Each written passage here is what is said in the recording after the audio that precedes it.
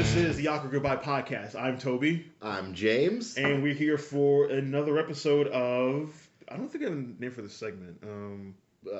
Actor in a Hat. It's a little on the nose, but it's fine. I mean, it's exactly what it says on the tin. It is what it is. Yep. No, basically what we do is I have a literal hat. Little baseball hat. The Red Sox just won the World Series, by the way. But is it the same hat? It's the same hat. We should change it up. We should get weird fucking hats. I'll come in here with one of those weird furry Russian looking hats. The a 10-gallon boy. You know what I mean? The one hat that what's the kangaroo hats that Samuel Jackson wears all the time? Yeah. What are those? Yep. We're gonna get a top wide hat variety, and not that it's gonna matter to anyone listening because they can't see it. I mean, maybe we're doing that now. Yeah, no, we've got a cool top hat. Yeah, but no. The gimmick is we have a hat. We have the names of actors in the hat. We pull the head. One of us will pull a name out of the hat, and we talk about the actor. So it's literally pulling the actor out of a hat and just going with it. Yep, we're just gonna go at it. Yeah. So I've added more names to the list. Cool. Because you posted on your Facebook. Yeah, I got some names. Yeah, I got some names. So let's do it. All right, man. I pulled Tom Hanks last, so I'm gonna go ahead and say you can go ahead and pull this time. Okay. Yeah, the last episode we did was Margot Robbie first, and then Tom Hanks second. So I think we'll do 2 each episode. I mean, we'll see. Margot, there wasn't much to do. Right. And then again, Tom... and that's the thing. That's not anything against Robbie but it's she doesn't have a career, no illustrious career yet. Right. So yeah. She's still to talk about. Right. She's still in the throes of her career. She's still she's still young. She's only 26. She's my age. It's upsetting. Yeah. To me, I'm upset that I'm not Margot Robbie. I mean, listen, we're all not. I mean. Have you looked at her? Guys, get me in a bubble bath. Hit up Adam McKay for me. I'll start my career there. Yeah, exactly. Everyone wants to see that. She's got Mary Queen of Scots coming out. Yes, which I'm on board. I'm excited.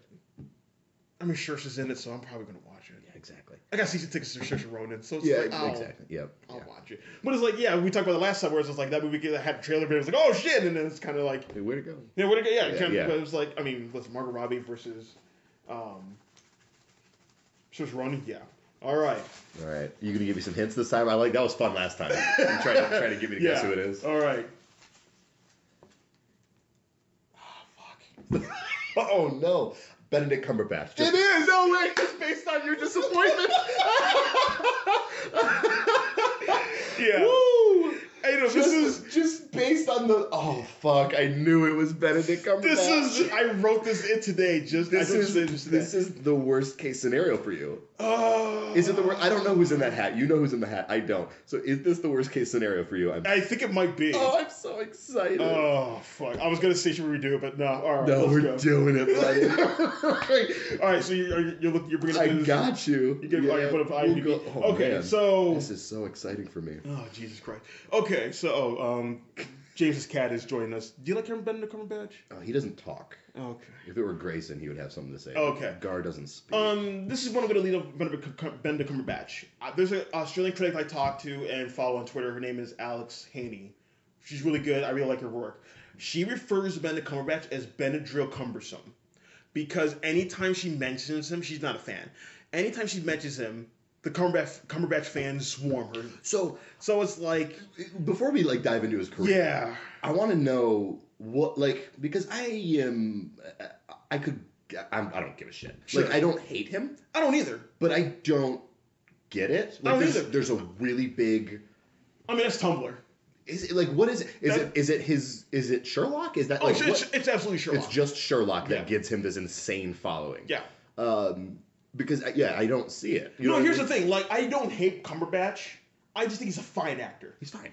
At best, he's fine. I don't understand how this is one of the guys who has a cult following. Yeah, that's the thing. I don't understand. His name is weird. Which it's a very English name. I think that appeals to it. I think he's a fine-looking guy, but he has a peculiar face. Yeah, I guess you put all those together. You put all those together. Yeah. You put the fact he's playing Sherlock in a particular way we haven't really seen, especially with him and Martin Freeman playing Watson, who's a much better actor. Absolutely, I fucking love him. No, absolutely. And Martin Freeman and with Tumblr, you can kind of have Watson and Sherlock kind of love each other. Martin Freeman and Benedict, he can do that. So that's kind of the appeal of it. He's a fine actor. There are other Matthew Good's better. Matthew Good is much better. Ben Winshaw's better, way better. My thing is this: Benedict Cumberbatch is fine. It could be worse. He could be Eddie Redmayne. Yeah, he's not in that hat, is he? I don't think so. No one's mentioned him. I will throw that hat in the fire. No one's mentioned him. No. Why would they? Right. No, but Cumberbatch is fine. Okay. Yeah, I agree. I feel like, especially with Sherlock, and I know a lot of people like Sherlock, which I never seen a frame. I don't really care, but it's fun. like, is it? It's fun. Yeah, okay. I mean, that's what it seems like. He's fun in it. Yeah, that's what it seems like. The chemistry between him and Freeman is good enough to carry the show. Yeah. I mean, it's a little bit. You just said cumbersome. I'm going to use that word again. It's a little bit cumbersome because each episode is like an hour and a half long, and you got to like really devote time. But like, it's fun. That's one of those things where it's like, depending on how long it is, the Emmys will nominate for best TV movie sometimes. Really? Yeah, I think just to get him at the award show, which is like, I mean, the Emmys will do that, but it's just like, I feel like it's this thing where it's just like Cumberbatch. There's pre-Sherlock Cumberbatch, where he's like, he's a good bit character actor, and then after Sherlock, he's like, he kind of plays all his roles the same way as Sherlock does. A little bit, and it's just like, all right, man. Like, listen, I understand, like, that's kind of what made you, that's kind of gave you bread and butter. I understand that's kind of what got you the fame, but it's just like, can you switch it up a little bit? He's in a lot more than I remember him being. He's in a lot of things. When did Sherlock start? I mean, like 2008, 9, 10? I was gonna say 10. No, that would be my guess. I don't fucking know. I don't even see it in here. Where is it? So, I mean, we mentioned him last time, or a couple times already, because he has an Oscar nomination. He was nominated for Alan Turing, The Intimidation Game, directed by Morton Tilden, and I don't know why he got nominated for that movie. I don't either. He's fine in it. I feel like that movie is a bad Alan Turing movie. It's a good spy movie, actually. Like when Mark Strong appears as the spy from MI6, and he's asking Turing like to decipher like the Nazi. Very cool. It's very cool. Like I can feel a step, but when it does like the usual biopic things, I think it's bad. Where it's just like, oh, he's a tortured gay person, and he named his computer after the person he was in love with at school. And it's like, it's very by the numbers, like A, B, C, like this happened, this happened, this happened. I think, I don't know why he got nominated for that one. I don't either. Let's not go there. No, we won't. You're going to get so upset. I will. We did that like 2 episodes. We're not going to go down that route. But, I mean, we can start at the beginning. Sure. Which is a lot of British TV that I've never heard of. Which is fun because, I mean, like Cumberbatch, like Redmayne, like Hardy, like a lot of the British act, Fassbender's another one. Yes. They kind of start through like the Masterpiece Theatre. I mean, they go through school. It's really, this is the thing that a lot of people really kind of, I think, they overemphasize a little bit with British actors. Where it's like there's a system for them in place. Okay. You go to school for acting. You go through that. Then you graduate and you go like into like small like Masterpiece Theater, costume dramas, and then maybe you go through other things and you go into the world. Oh, sorry, Grayson. We don't really have that as far as here goes. Sure. Like you go to school, then maybe there's independent things, and then hopefully you break out, and then you don't. Like it's really kind of like, hey, good luck out there. Right. In British, they really kind of tamper you through the system. Gotcha. So that's what Cumberbatch is like. When you see Cumberbatch's like beginning stuff, it is very much kind of like, oh, hey, he was like a duke in some movie or something. Yes. Yeah. I mean, it looks like for the 2007's his breakout, I guess, at Atonement. Oh, yeah, he was in That's Atonement. Probably the first time. Yeah, he plays the rapist in that one. Yeah. That's probably the first time anyone saw him. That was the first. Yeah, I remember seeing him. Yeah. And then I mean. Atonement. I mean, he doesn't do much in that movie. Not really. No. There's not much to talk about. No, when it comes to him and Atonement. Yeah. If we're going to talk about Atonement, we're talking about Saoirse Ronan. You're talking about Saoirse Ronan. Quick diversion. How is it that Knightley and McAvoy have not done another movie together? I don't know. Because their chemistry's off the charts in that movie. Insane. It's so good. Like, and McAvoy is one of those guys who, like, again, he's fine for me. Like, I don't think he's popped in a particular way either. No, his career kind of hurts my feelings. Yeah, like, a little bit. Because after he does, like, especially that year, because he had King of Scotland 2006, and then he had Atonement. Like, okay, yeah, my boy's popping. Here we go. After that, nothing. And then, like, Charles Xavier, like, okay. You're going to spend some time doing this. Yeah. But yeah, like, he hasn't really popped. But, like, yeah, him at Atonement. Yeah. With Keira Knightley. And it's like, I don't want to say it's like DiCaprio Winslet. It's not up to that level. No, but it's still charming as shit to watch. Yeah, it's kind of palpable to that degree where it's just like, man, why didn't they have another movie together? Where it's just like, there's something there. There is, yeah. Yeah, but on Cumberbatch, in that one, yeah, he doesn't have much to do. Like again, he plays the instigator as far as what happens. Right. Not a movie I love. Really? Yeah. I love Atonement. Yeah, I like it a lot, and then the end of the movie is just like, no, never mind, none of that happened. Maybe, I don't know. Do you? And then I'm like, okay, all right. That's what I loved about it. I remember seeing that theater. I was like, oh shit! Like it's like she gave him the happy ending that they never had because she was a dumbass kid. Oh god, it's like the twist, the kind of twist I hate, like where you're just like, oh. It was all a dream. Like, fuck off. Okay. That's not what that is, No, though. it's not. It's more layered than that, I know, but whatever. Fuck that movie. And then he kind of goes away for a minute. Yeah. Kind of does exactly what you said. He's playing powdered wig roles. Mm-hmm. What's the next thing he shows up in that's, like, notable? I mean, fuck, it looks like he's in some kind of Western called Third Star. Okay. Never heard of that. Same here. Warhorse. There you go. Okay. Or Wreckers? Wreckers? I don't know what that is either. I think Warhorse is probably the next one he pops up in. Okay. I just haven't seen. Me either. So let's skip it. Okay. Because I think most people did. Yeah, unfortunately. I know a lot of critics are talking about, like, because I got hammered when it first came out. Mm-hmm. And then later on, critics were like, it's not as bad as we kind of hammered it for at the beginning. No, I'm sure it's, like, okay. It's Spielberg. Like, yeah. It's probably, it works probably. Yeah. And then you got Tinker Tailor Soldier Spy. Yeah, which he's great in. I mean, that's a movie that, great movie, great cast. I remember I was on a video show from some friends who I went to with at local university. They had this bit where it was like, okay, tell me what Tinker Tailor Soldier Spy is at the end. And I went to like this 5-minute thing where it's like I was describing, and they were like, wait, you actually remember the movie? I'm like, yeah, I remember the movie. And they're like, no, like every time we do this bit, no one remembers the movie. I'm like, I love Tinker Tailor Soldier Spy. That's hysterical. Yeah. That's awesome. And it's just like, I remember thinking like, yeah, of course I would do that. But it's just like, no, that was loaded up with a lot of British actors. Oh, no. You have Cumberbatch, you have Hardy. Oldman. Oldman. No. Yep. Firth. Yeah, no, that cast just kind of goes for miles, I think. Yeah, John Hurt is in there. Yep. Toby Jones. Mark Strong. Of course, Mark Strong. Like like I said, it goes miles. Yeah, I really like Cumberbatch in it. Like he actually gives. God, it's funny because I feel like because he plays Peter Gwillem. It's John Le Carre. Spy movie about George Smiley. So that whole series. So this is about he plays Peter Gwillem, who's another recurring character in the series, and I feel like he gives almost a layer performance in this that he was trying to do in the Intimidation Game, where it's just like he's. I have a feeling that we're gonna read a couple of these. Mm-hmm. We're gonna read a couple of these and be like, oh, here's goodness, and then we're gonna get to Sherlock. And then from there on out, we're gonna be like, oh. That's what I said. Like, I think that's exactly what's gonna happen. Again, pre-crisis, post-crisis, but it's just like crisis. I think Sherlock is his Captain Jack for Johnny Depp. Oh God, probably. That's a good. I think that might be. But I really like what he did in Tinker Tailor Soldier Spy because he's given us layer performance. He's very professional, very kind of stereotypical British step off her lip. Yes. But then there's that one scene where it's just like you see that. He is homosexual and he's still very much in the closet, and he kind of shoos his lover away. He kind of breaks up in a very mean way, and he's crying about it just to protect him. But it's like, right. And it's one scene. It's like he does something very layered in that, where it's just like I don't think we see much of anymore, unfortunately. No, we really don't. This is a thing that I would love to see. He did a live production of Frankenstein. What? Oh yeah, he did a live production of Frankenstein in which he plays the monster. Wait, who plays Frankenstein then? He does both.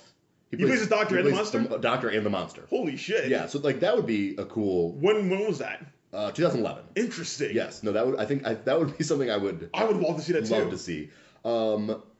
2012 is when he stars in The Hobbit. Oh, I'm going to go off on a tangent here. Please, go ahead. No, so wait, no, sorry, real quick. No, go ahead. Because this is my wheelhouse. Yeah. I'm a Tolkien guy. Yeah. Lord of the Rings changed my life.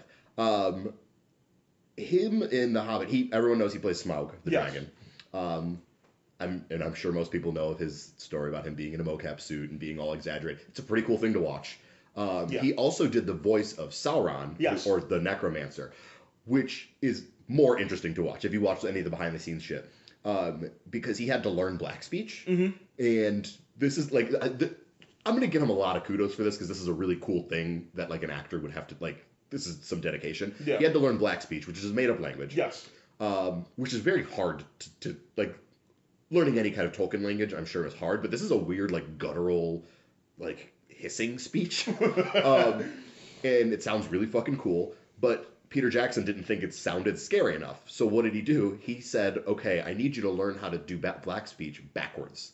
So he had Benedict Cumberbatch learn how to speak backwards in black speech so that he could reverse the audio to make it... Because, when you reverse someone talking, it's really creepy. Yeah. He did that to make the necromancer sound scarier. He learned the made-up language. Yep. He learned the fictional language. He learned it frontwards and backwards, and literally. And then he had to learn it again, speak it backwards. Yep. So Jackson can take that and reverse it. Yep. Yeah, okay. Like, come on. Cool. Like, that's... the cool thing about Cumberbatch is, I will say, he has a great voice. He does have a good fucking voice. He does. And he puts that shit on display in The Hobbit. Like, yeah, he does. Say what you will about those movies. I'll kill you if you say anything bad about those movies. But say what you will about those movies. He's good at Smaug. He's so good at Smaug. He is. He's got this purr almost to him in that. Yeah. And it's just I don't know if the movie knows what to do with that creature. No. Especially because I've only seen, as far as The Hobbit goes, the 3 movies, I've only seen the last 30 minutes of the second one. Okay. Which is Smaug. Which is Smaug. So that's all I've seen. Okay. Which is I'm probably going to keep it that way. But that's fair. That's fair. But it's just just kind of hearing the texture, the bounce, the rhythm, like you said, the purr of his voice. Yeah, I don't think the movie did justice by him. No. Especially since the second movie is called The Desolation of Smaug. Yeah. You don't get, it starts off with him dying, and then, they're just like, okay, and we're out. Or not, no, that's the third one. The third one starts with him dying. Which is even that has questions like, why would you start the movie with him dying? It was it was a weird anticlimactic beginning. Very much so. Which, I've never seen that in a movie, but, I mean, he's not given much to do with that character, aside from the riddle scene in the second movie with Bilbo, which is a great scene. But everything he's doing with it, you're like, Benedict is all in on it. And his voice is great. Yeah. So that was what he did in 2012. I think he was in some TV series again. Does Desolation of Smaug. He plays Severus Snape on The Simpsons for one episode? Sure, okay. I'm into it. All right, good for him. 2013 is a pretty good year for him, actually, because he has The Hobbit. Yeah. Okay, good in that he had work. Yeah. Not good in what the work was. Yes. Then he has Star Trek Into Darkness, where he plays John Harrison. He plays Khan. No, he plays John Harrison, who's really Khan. Credited as Khan. It's one of those Did you things... see it? Are you a Trek guy? No, I'm not. Okay. It's one of those things where it's just because this happened with Mary Cotillard in Dark Knight Rises as well, where it's just everyone knew. Yeah, it's listen, why else would you cast Mary Cotillard in that movie? It's Talia al Ghul. Right. Just say Talia al Ghul. Look, exactly. Yeah. Look at her. Now it's the same thing with Benedict Cumberbatch. He has that voice. He's playing that way. You're not gonna cast him as a guy named John Harrison. Right. Get the fuck out of my face. And it's just call him. It's just call him Khan. How big of again? I said I'm not a Trek guy. So it's how big of I guess in the larger firmament of popular culture right now. Yeah. How big is a character of Khan where it's you have to play the cloak and dagger game to hide it? If you're trying to I know who Khan is, but it's right. And I don't think I would consider myself a Trekkie. I've seen a lot of Star Trek. Sure. But and I think Wrath of Khan is a fantastic movie. But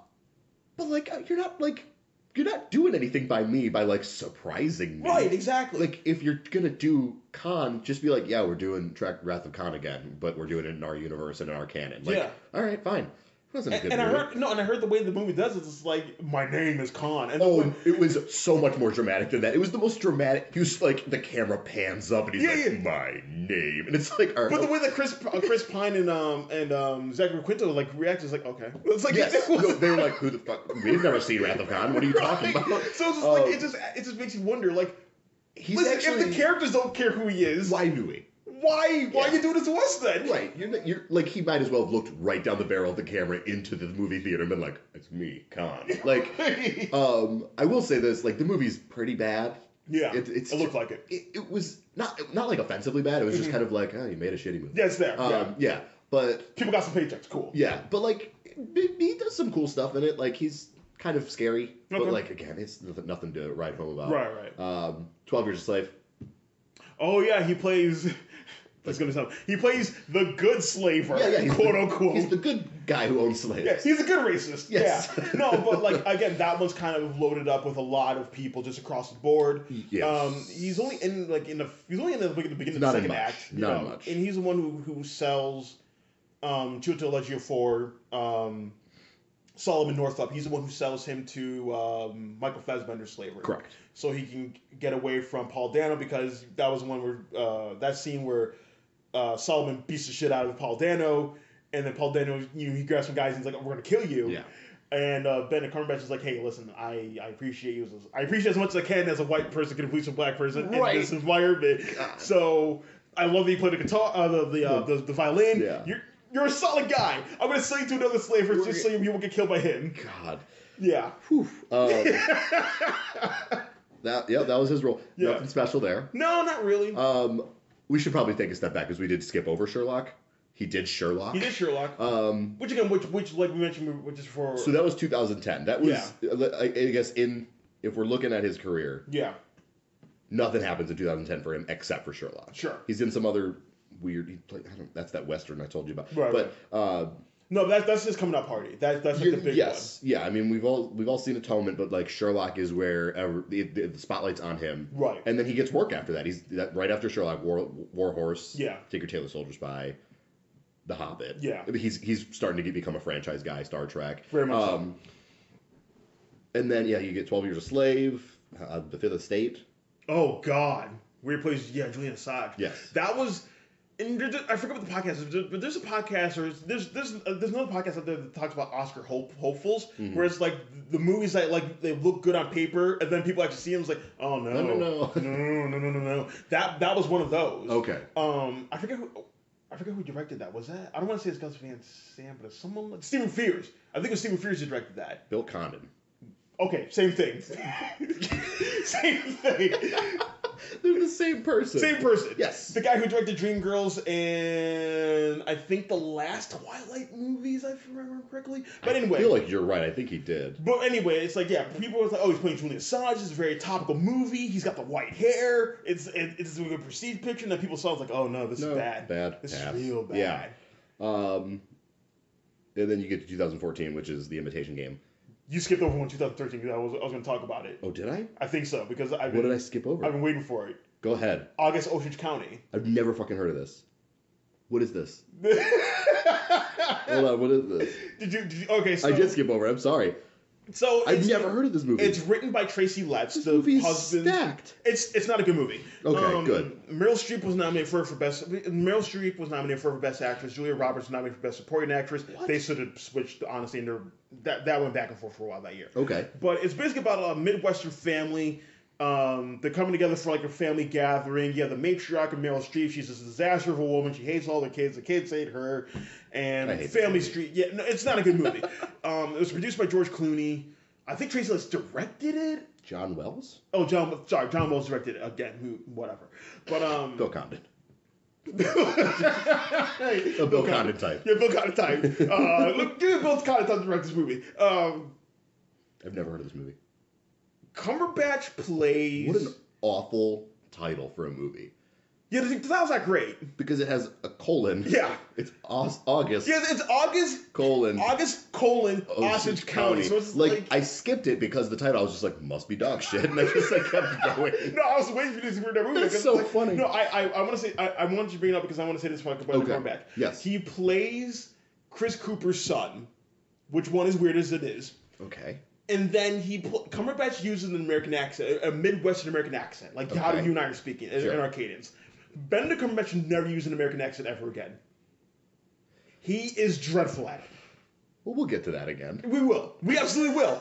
But I remember watching the movie. I'm just really? I'm watching this movie. I'm like, what the fuck is he doing with his voice? Oh, poor guy. It's really bad. Oh, it's man. really, really bad. Okay, I'm gonna move past it. Yeah. Little Favor. Oh, some short film. A couple short films. Okay. He was in a Family Guy video game, playing himself. Imitation Game. He gets his nomination. Yeah. For I don't know. I guess being British. I really don't know. Like, I saw that movie and wasn't mad that I saw it, but I was just kind of like, okay, that's a movie, and that's kind of. I mean, I thought Keira Knightley was really charming and like kind of fun in it. Yeah, and that was her first nomination since Pride and Prejudice, so 9 years. Yeah. So it's been a while for her. So I was glad she got the nomination for that. I remember because I remember, because that's the same year as Theory of Everything. They're going to be linked together because they're kind of the same movie. But don't dive into it. No, I'm going to say you're telling me. No. All I'm going to say is I remember I was pretty mad after watching Theory of Everything. I'm like, okay, I saw that Christmas Day too. So it's like, I waste my Christmas. Ruined my Christmas. Yeah, I waste my Christmas. What the fuck? And I remember watching the Alan Turing movie. I'm just like, all right, yeah, it's there. Again, I think that's a bad Alan Turing movie. Yeah. It's a bad biopic. If you came, I feel like if you didn't know who Alan Turing is, maybe you learned who he was. Maybe you learned like the broad points of who he was. But if I knew who Alan Turing was. Like I was raised in a mathematic home. It's like, so you went into that hoping for even more. Yeah, like give something. It's like, sure. I remember watching it. Like, I came out and was like, okay, I didn't learn anything. But again, I feel like it's a bad biopic. I feel like it's a good spy movie. Like when they actually get into the like, okay, we're actually showing him his work. It is interesting when you're getting into them actually going into like spy business. Yeah, like, it's kind of exciting. Yeah, and then they like kind of ping pong back and forth between like, and then it ends up in that. You know, I will say this about this movie. When I saw it, it was very upsetting because there were like old people who got mad at the end of the movie because they didn't know he was gay and they were like mad about it. And I was like, guys, come on. Yeah. Like, you're in public. Behave yourself. Like, come on, dude. Like, yeah. Oh. But that's a shame. And, you know, he was arrested for being gay in Britain because that was illegal at the time. And then, you know, they pardoned him after his death. But it's like, just to kind of go through that is unfortunate. Sure. And that year, 2014, is this weird year where it's just like, you would have, like, Unbroken was another big one that did this, where it's like you have this story about this incredible person who did incredible things for the world. Mm-hmm. You don't show that story. Like, because that movie begins, like, Alan Turing, like, towards the end of his life, where it's like he's hiding out, he's a recluse, and then he gets arrested. Like, sure, I understand you want to show, like, the big World War II stuff, and him creating a computer, absolutely, but it's like, you had a more interesting story where it's like, at the end of his life, he's trying to appeal he should be who he is. Yeah. After all the contributions he made in World War, like, show that story. And all they showed at the end was like they had, like, you know, the text like, oh, Alan Turing after the end and all this stuff and like what he did. And it's like, show that story. Yeah. Instead of everything like the standard kind of British biopic that we got. Like, show that story where it's like we actually see him overcome the adversity of his country just being who he is. I'm going to swipe left on the Invitation Game. No, thank you. Is it left is bad? Left is bad, left is no? All right, yeah. Cool. No, but I want to say a couple more things about the movie. No, okay, cool. I feel like, because the Oscars does this every once in a while, and I mean, that's kind of the point of the Oscars to a degree, unfortunately, but it's just like, they'll do this thing where it's just like, hey, you're cool, you're in the club now. You made enough bones, you got really popular, that one TV thing, cool, you're in. I think that's what Cumberbatch, I think that's why he got nominated. Where it's like, it's a real life story, he's British, it's a bummer that's what he got nominated for. I know, it is. But he played the pole dancing game where it's just like, hey, I'm going to glad hand everyone. I'm going to shake your hand. I'm going to campaign. Yeah. I mean, like, hey, I'm going to look you on. Like, hey, thanks for watching the movie. I want to be here. I want to win the Oscar. Like, he did all that stuff. Yeah. He was fun at the Golden Globes. He did that one bit where he bombed one of the pictures with I remember that. So it's like he's doing all the fun things. He's doing all the things that kind of gets you awarded. Sure. I was just thinking about this earlier today. Like, being good in performance gets you in. It doesn't get you the award. Sure. Okay. You have to campaign again. That's what we've seen in best actors for the past couple of years. Right. Gary Oldman, he was everywhere. Leonardo DiCaprio, that was the only time he actually campaigned for the award. That's why he won. Eddie Redmayne, he was campaigning like he was running for president of the United States. He was everywhere. Like, you gotta campaign for this shit. Sure. Like, being a good performance, sure, okay, but you gotta actually work after that. Yeah, you gotta shake your ass a little bit. You do. Yeah. And that's what Cumberbatch did that year. Gotcha. So, another thing is, I remember that was the year with Harvey Weinstein, because the Weinstein Company produced that movie. They had that one campaign spot that said honor the man, honor the movie. Like, really distasteful, where it's just like, if you like a vote for the Intimidation Game Alan Turing is a vote for equal rights, and it's like, come on, man. Like, oh, you're really gonna use that? Like, yeah, they did that. That's rough. Yeah, and it's like, listen, I know you're Weinstein. I know you kind of created this whole Oscar campaign game that we're in, but it's like, even for you, that's kind of low. Well, clearly not. Clearly not. As we've seen several years later. As we've seen, and as we've all kind of heard through the grapevines and all that stuff. But it's like, I remember that campaign was like, that's rough. Ooh, really, man? Ooh. And it's like, he didn't win the Oscar, of course, but yeah, like you said, it's kind of a shame. Like, that's what he got nominated for. Penguins of Madagascar. What the fuck? What is his? Hold on. Time out. What is his career? This is I'm like looking through it and trying to find some kind of through line, and there's nothing. Like he's just all over the place doing weirdo shit. Yeah. Yeah, he's in the Third Hobbit. Black Mass? Yeah. You didn't see it. I did. You saw it? You should see his face right now. Like, no, why? I don't know. I think it was a slow week. I was like, fuck it, I'll watch it. And it's like, I remember coming out, God. I remember I came out of the movie, was like, oh, no, you want to be the part of Donnie Brasco. You have no idea what you're doing. No. Because I was, I'm not a Scott Cooper fan. He did, God, what did he do? He did, what's that? Crazy Heart, 2009, which Jeff Bridges won the Oscar for. And that was more like, hey, we haven't given Jeff Bridges an Oscar? Yeah, let's give him this. He did Out of the Furnace with Christian Bale and Casey Affleck. It was like, okay, that's fine. And then he did Black Mass. And it's just like, I'm not a Scott Cooper fan. But he did Incendies. Hostiles.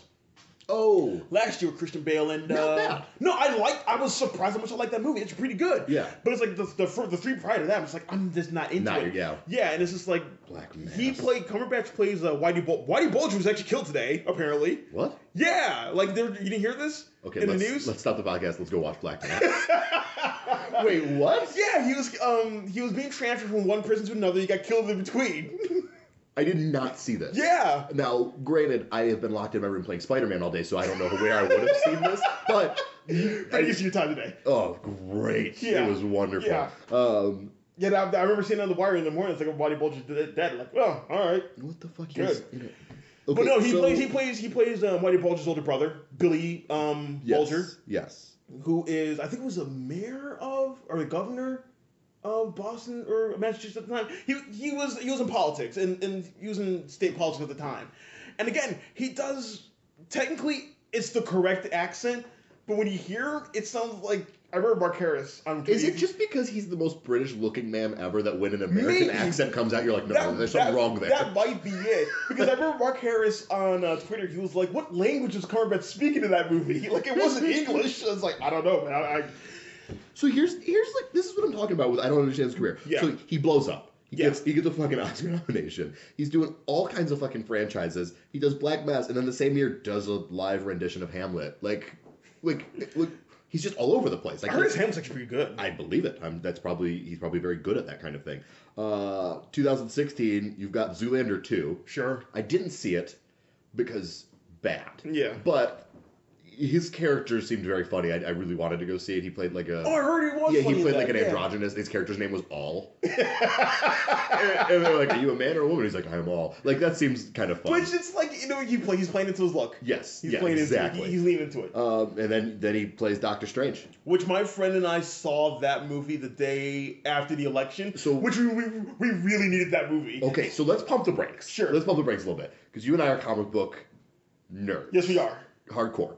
Are you a Doctor Strange guy? You strike me as someone who'd be really into Doctor Strange. I don't... Nominally. Okay.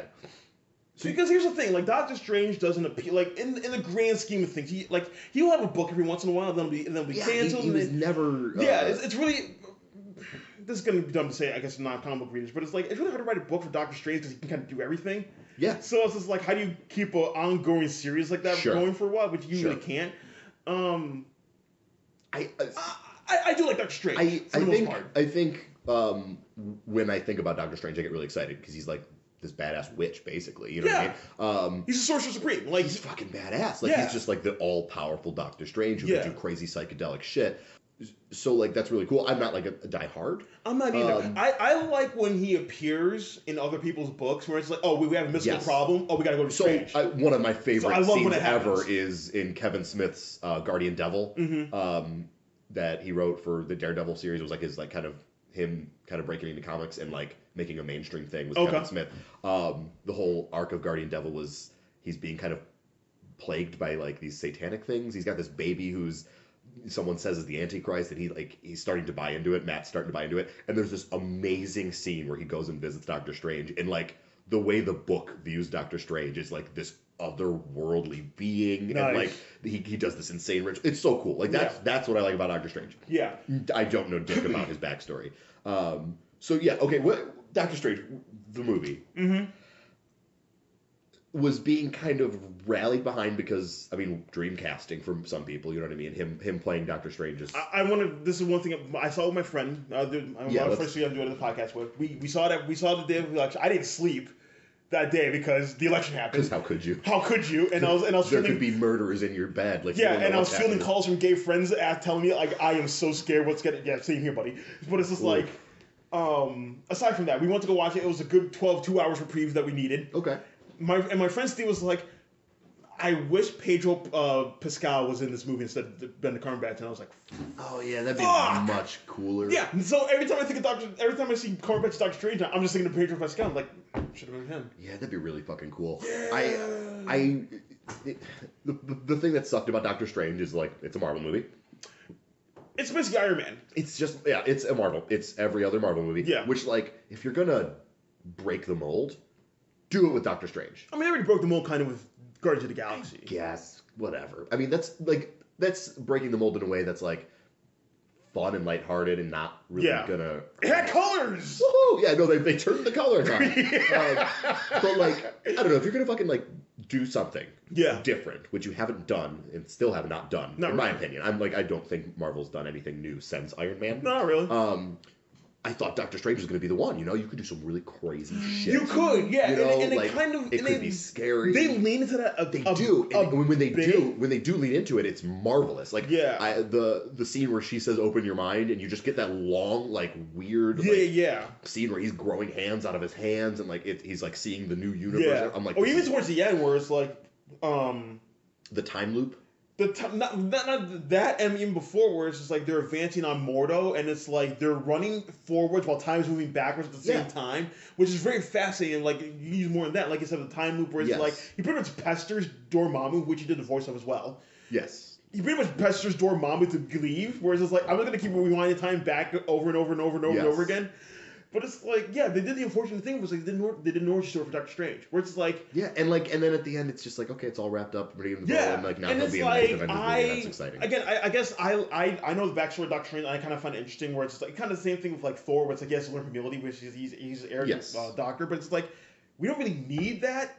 He's Doctor Strange. Just him doing Doctor Strange shit, right off the bat. I mean, I don't want to spend the entire podcast bitching about how cool of a Doctor Strange movie you and I could write because it would be cool. Sure, but like, I mean, but funny enough, they kind of jump forward a little bit. But that I remember again, my friend Steven. That's what he loved about Infinity War, where it's just like you just saw Doctor Strange doing shit. Yes, that was a perfect segue. Is like Doctor Strange just shows up in Infinity War, or like his scenes in Ragnarok, like where he's just like Thor's just not understanding the reality that Doctor Strange lives in, and it's so cool. And it's like I understand with Marvel, you need to ease your audience into something like that. I get it. So the origin story is the best way to do that. But at the same time, it's like how many times do I have to do this? Right? No, exactly. 20. Yeah, exactly. 30, where it's just like why can't we just see him doing shit? Or why can't we see someone like who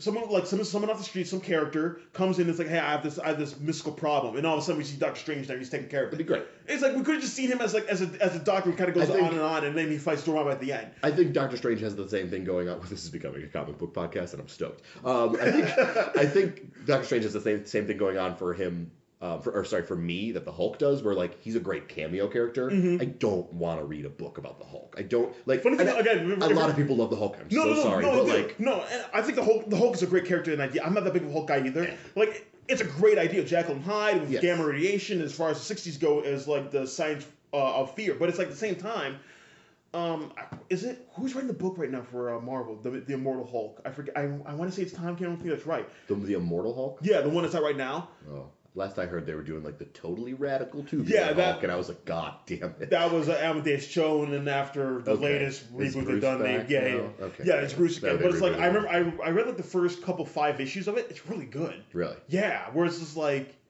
well, I mean, apparently like Bruce Banner gets killed at night every time, and then the Hulk comes out, and then when he goes back, Bruce Banner's alive again. It's really interesting. Okay, like that's that. interesting. Yeah. I don't think that, like... And the Hulk's kind of running around solving crimes, I'm not saying the Hulk, you can't do a good Hulk. No. Because, like, Mark Waid did it. Oh, but yeah. Then again, Mark Waid can... Peter David. Exactly. Like, you could and do a good... She-Hulk as well. But no, other people have done a good Hulk story. I just, as a character, like, you can't get me to care about him. Right. But I do like Doctor Strange for that aspect. Like, when he just shows up and, like, people are, like, kind of off-put by him. Yeah. I like that. But let's move past Doctor Strange. No. But I just want to say that Doctor Strange is, like, it's got a heavy cast.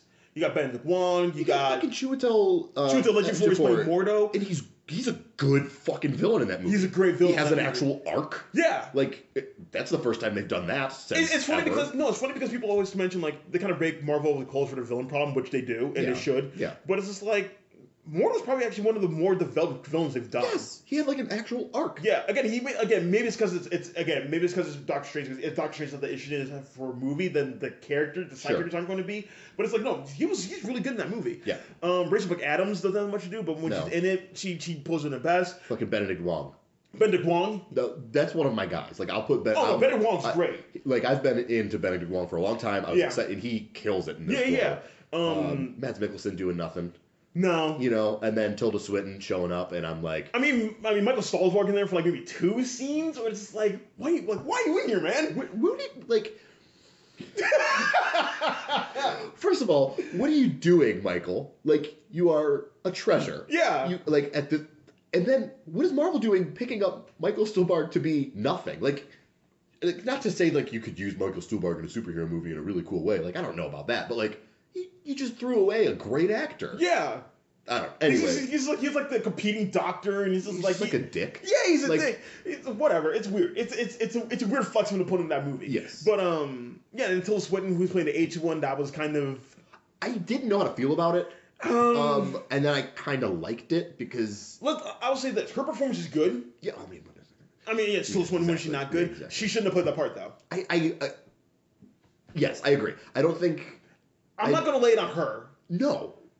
But I'll lay that on Marvel, where it's just like, listen, I understand it's Tilda Swinton. She can be asleep. I mean, she's done performance art where she actually is asleep and she gives a good performance. Right. But it's just like, it's the ancient one. Get an Asian person to play that part. And I know that they were defending themselves by being like, oh, do you really want a stereotypical Asian, like, blah, blah, blah? Yeah. Like, not to sound like that guy, but, like, that's what the character is. That's what the character is. It's already been established for 60 years, you know what I mean? Like, and not only that, but it's like, you don't have to, like, we've seen it numerous times where it's like, the comics are one thing, the movies are another thing. Just because the comics are that doesn't mean you have to do it in the movie. Right. It's like you can have an Asian person play that part, and they don't have to be that stereotypical Fu Manchu thing. Like you could have had Ken Watanabe play that part. Yep. You could have had Chow Yun Fat play that part. You could have had a number of people play that part. Chow Yun Fat as the Asian one would have been so cool. Yeah, like you could have done so many things to that part. Yeah. Which is just not playing it to like, oh, how are we gonna do it's not that hard. No, I mean, and I like Tilda Swinton in the movie a lot. No, again, like she's what we bad actually idea. What we actually have and what she actually does, it's good. Yeah, just should have done it. Right. Okay, so then we move on to 2017. Something called The Current War. Oh yeah, he plays. That one premiered at a Toronto because that was. Oh, I get it. Yeah, that was Current War. Yeah, because it's Michael Shannon and Benedict Cumberbatch are playing Tesla and Edison. Yeah, thank you. And they're kind of going back and forth, alternate current versus direct current. Again, that was one of the casualties of Harvey Weinstein going down. Is this just a movie about who's gonna make a better light bulb? Kind of, yeah.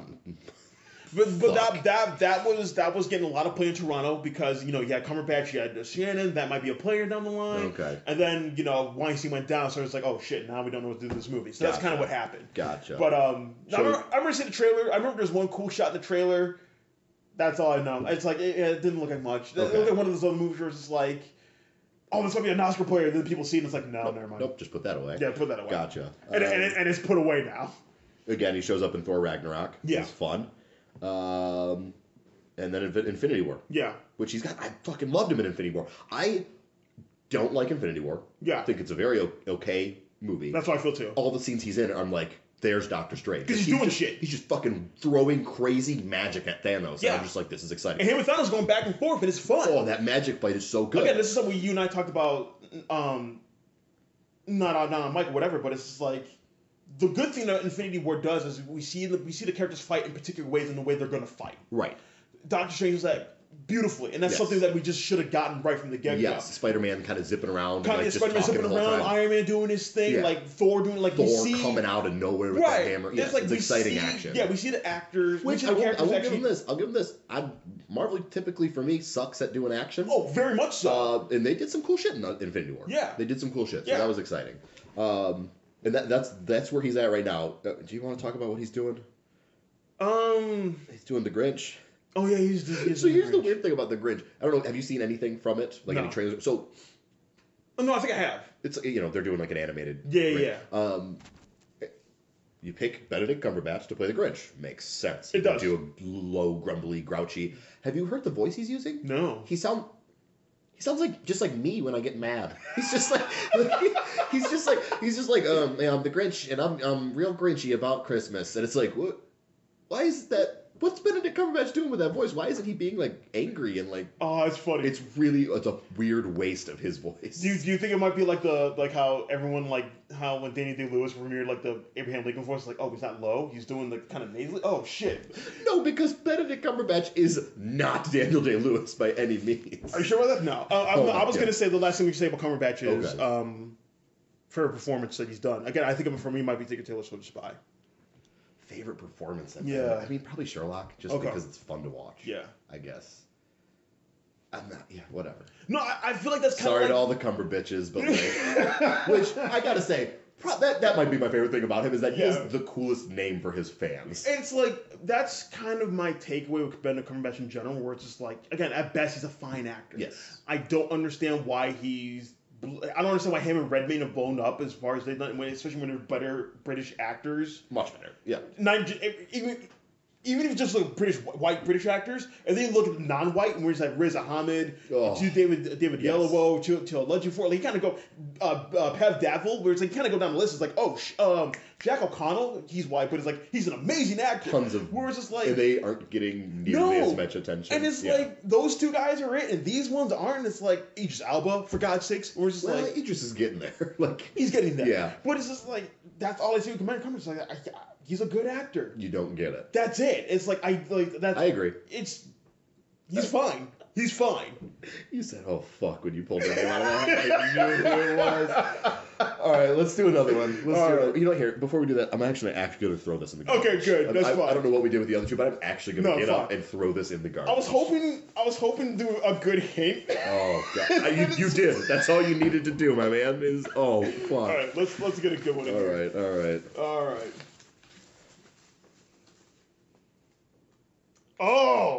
Oh, this is fun. Okay.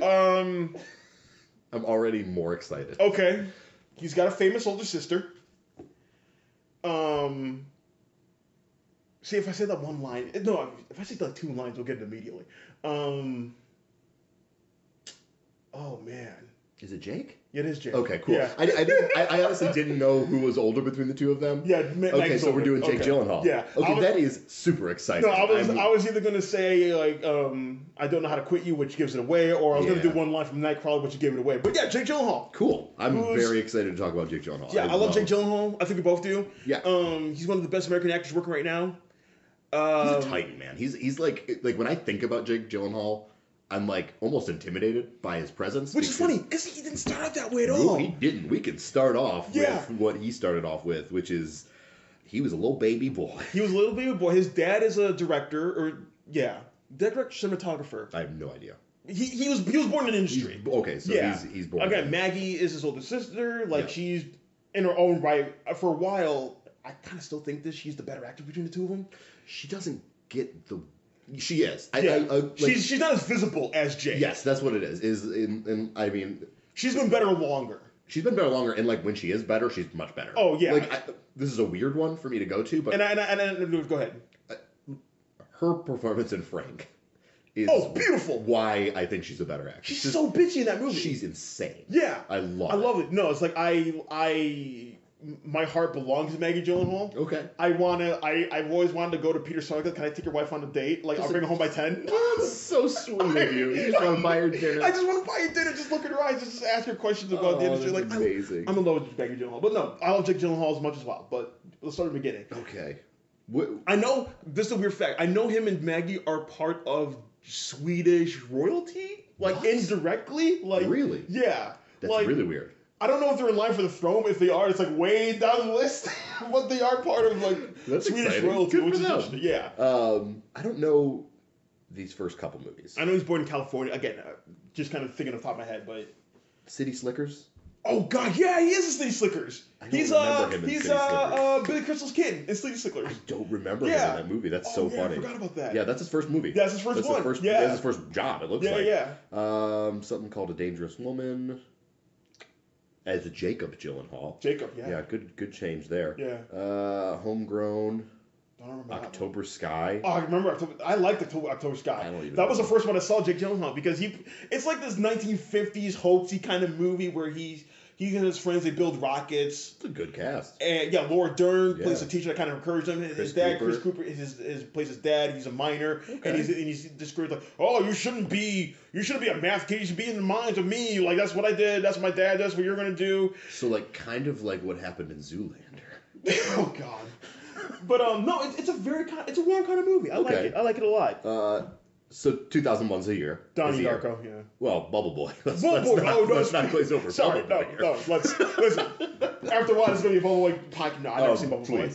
Oh, I saw it once. I remember more than I should. I've never seen Bubble Boy. I've never seen Donnie Darko. So yeah, I've seen both. Bubble Boy is a movie about a boy in a bubble. Yes. Because his mom gets sick. It's exactly what it says in the And he tin. falls in love, and he goes to get out that bubble. And I think he finds out he doesn't get sick. Whatever, dumb, stupid. Yeah. Donnie Darko, I don't like it. It's a weird cult movie. Yeah, and for my rule of thumb is if it's a cult movie, it's not good. Because usually cult movies are not good, and most people... There's enough people for a cult movie that kind of stand for it. Okay. And that's what makes it a cult movie. Most cult movies are good for the most part, as far as quality and technique goes. It's a remake of a 1950s movie called Harvey by James Stewart. Okay. I never bothered to watch it because I love James Stewart, so whatever. But it's just like I never bothered to watch the movie. I didn't care. Yeah, I mean, I feel like... I know a lot of people love that movie. A lot of people are going to be like mad that we're not going to sit here and talk about Donnie Darko. Yeah, whatever. But we're not going to sit here and talk about Donnie Darko. No, we got bigger fish to fry. We got a lot more big. We're going to get there. 2002, he's got Moonlight Mile. Don't know what the hell that is. No. We should mention that he was a stand-in to play Spider-Man. Oh, yes, he was. He was a stand-in. He was going to play Spider-Man. Yeah. After Tobey Maguire. Yes. Because something about contract negotiations.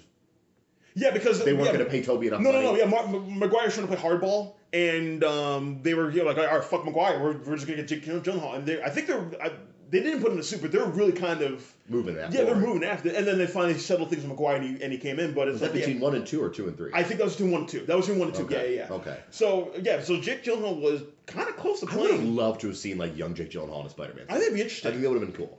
I think it would have been much better than what we got, which is a movie that is still good. As far as Maguire goes? Yes. I like Maguire as Spider-Man. Like he's a good Peter Parker. He's a great Peter Parker. I think he's a great Peter Parker. He's good at being the nerd that everyone picks on. Yeah. But he's not quippy.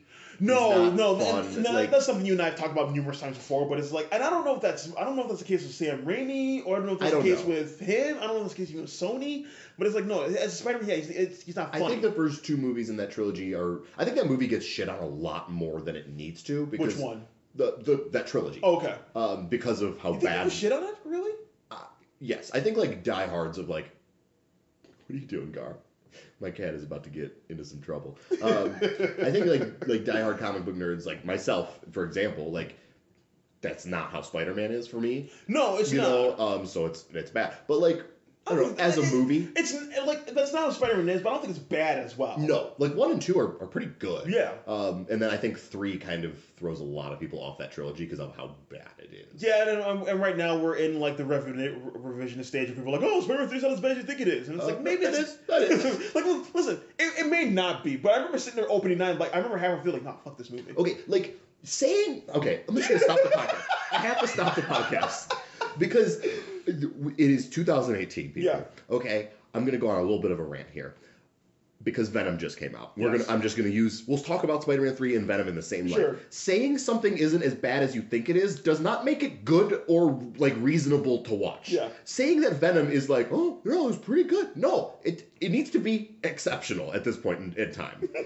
We are at that stage where Marvel, whether you like it or not, is killing it because they're making good movies. Yeah. You know, they're not artistic or Sure. interesting, but they're good movies that make sense from start to finish. So saying that Spider-Man 3 is not as bad as people think, or saying that Venom is like, oh, the critics are really beating that movie up, it's not that bad, that doesn't mean it's good. Right.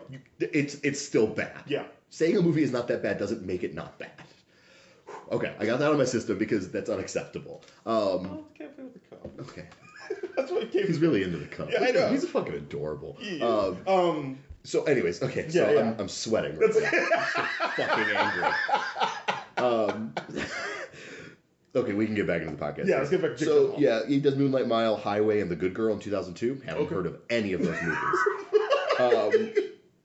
Then you get to 2004, and you've got The Day After Tomorrow. That was kind of his big one. That was kind of like, That was his Hollywood, like... Yeah, he's kind of transitioning into, like, being a kid to, like, oh, now we're kind of putting him in, like, kind of blockbuster movies. Yes. Again, Day After Tomorrow, not that great. It's a great showcase for him. I think Emmy Rossum, Dennis... It's just like a bad action movie that's, like, watchable. Yeah. You know? Yeah, nothing special to say about it. CGI Wolves, I remember that. I'm getting so excited because we just got to 2005. Oh, yeah. Brokeback Mountain. Woo! One of the greatest movies ever made. Okay. It's so good. It's so fun. You were like, yeah, no. Listen, I love that movie. Oh, I love it. I can't go with the best movie. I didn't say it's the best movie. I said it's one of the greatest. Okay, like, I still can't go that far. But no, it's an incredible movie. Like, probably top 5 that year. You know, like... It was, easily, yeah. You know what I mean? It's an amazing fucking movie. Yeah. This is probably the first time that people were like... I think probably for Gyllenhaal and Ledger, both, people were like, they're adult, serious actors now. Yeah. And I know especially with when you look at the men and you look at Hathaway and Williams, Anne Hathaway, Michelle Williams, all four were gonna Anne Hathaway wasn't nominated, so you have 3 of those 4 were nominated for the acting Oscars. They're incredibly young when they made that movie. Very young. Yeah. Like, it's almost stupid how young they are. Yeah. And to kind of handle that depth of material.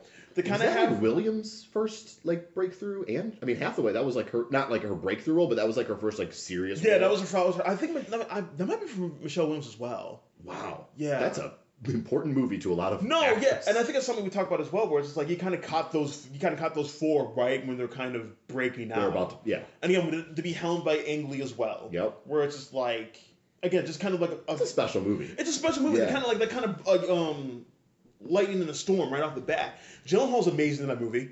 When you talk about this movie, if we're talking about an actor in this movie, I just want to talk about Heath Ledger because he stuns me. Yeah. But Gyllenhaal's so good at it. No, I remember, I forget who it is, but I kind of agree with him. Someone mentioned like Ledger is almost like Brando level. Yes. In this movie, I agree with that. Like the kind of way, especially like 50s Brando, the way he kind of plays that role.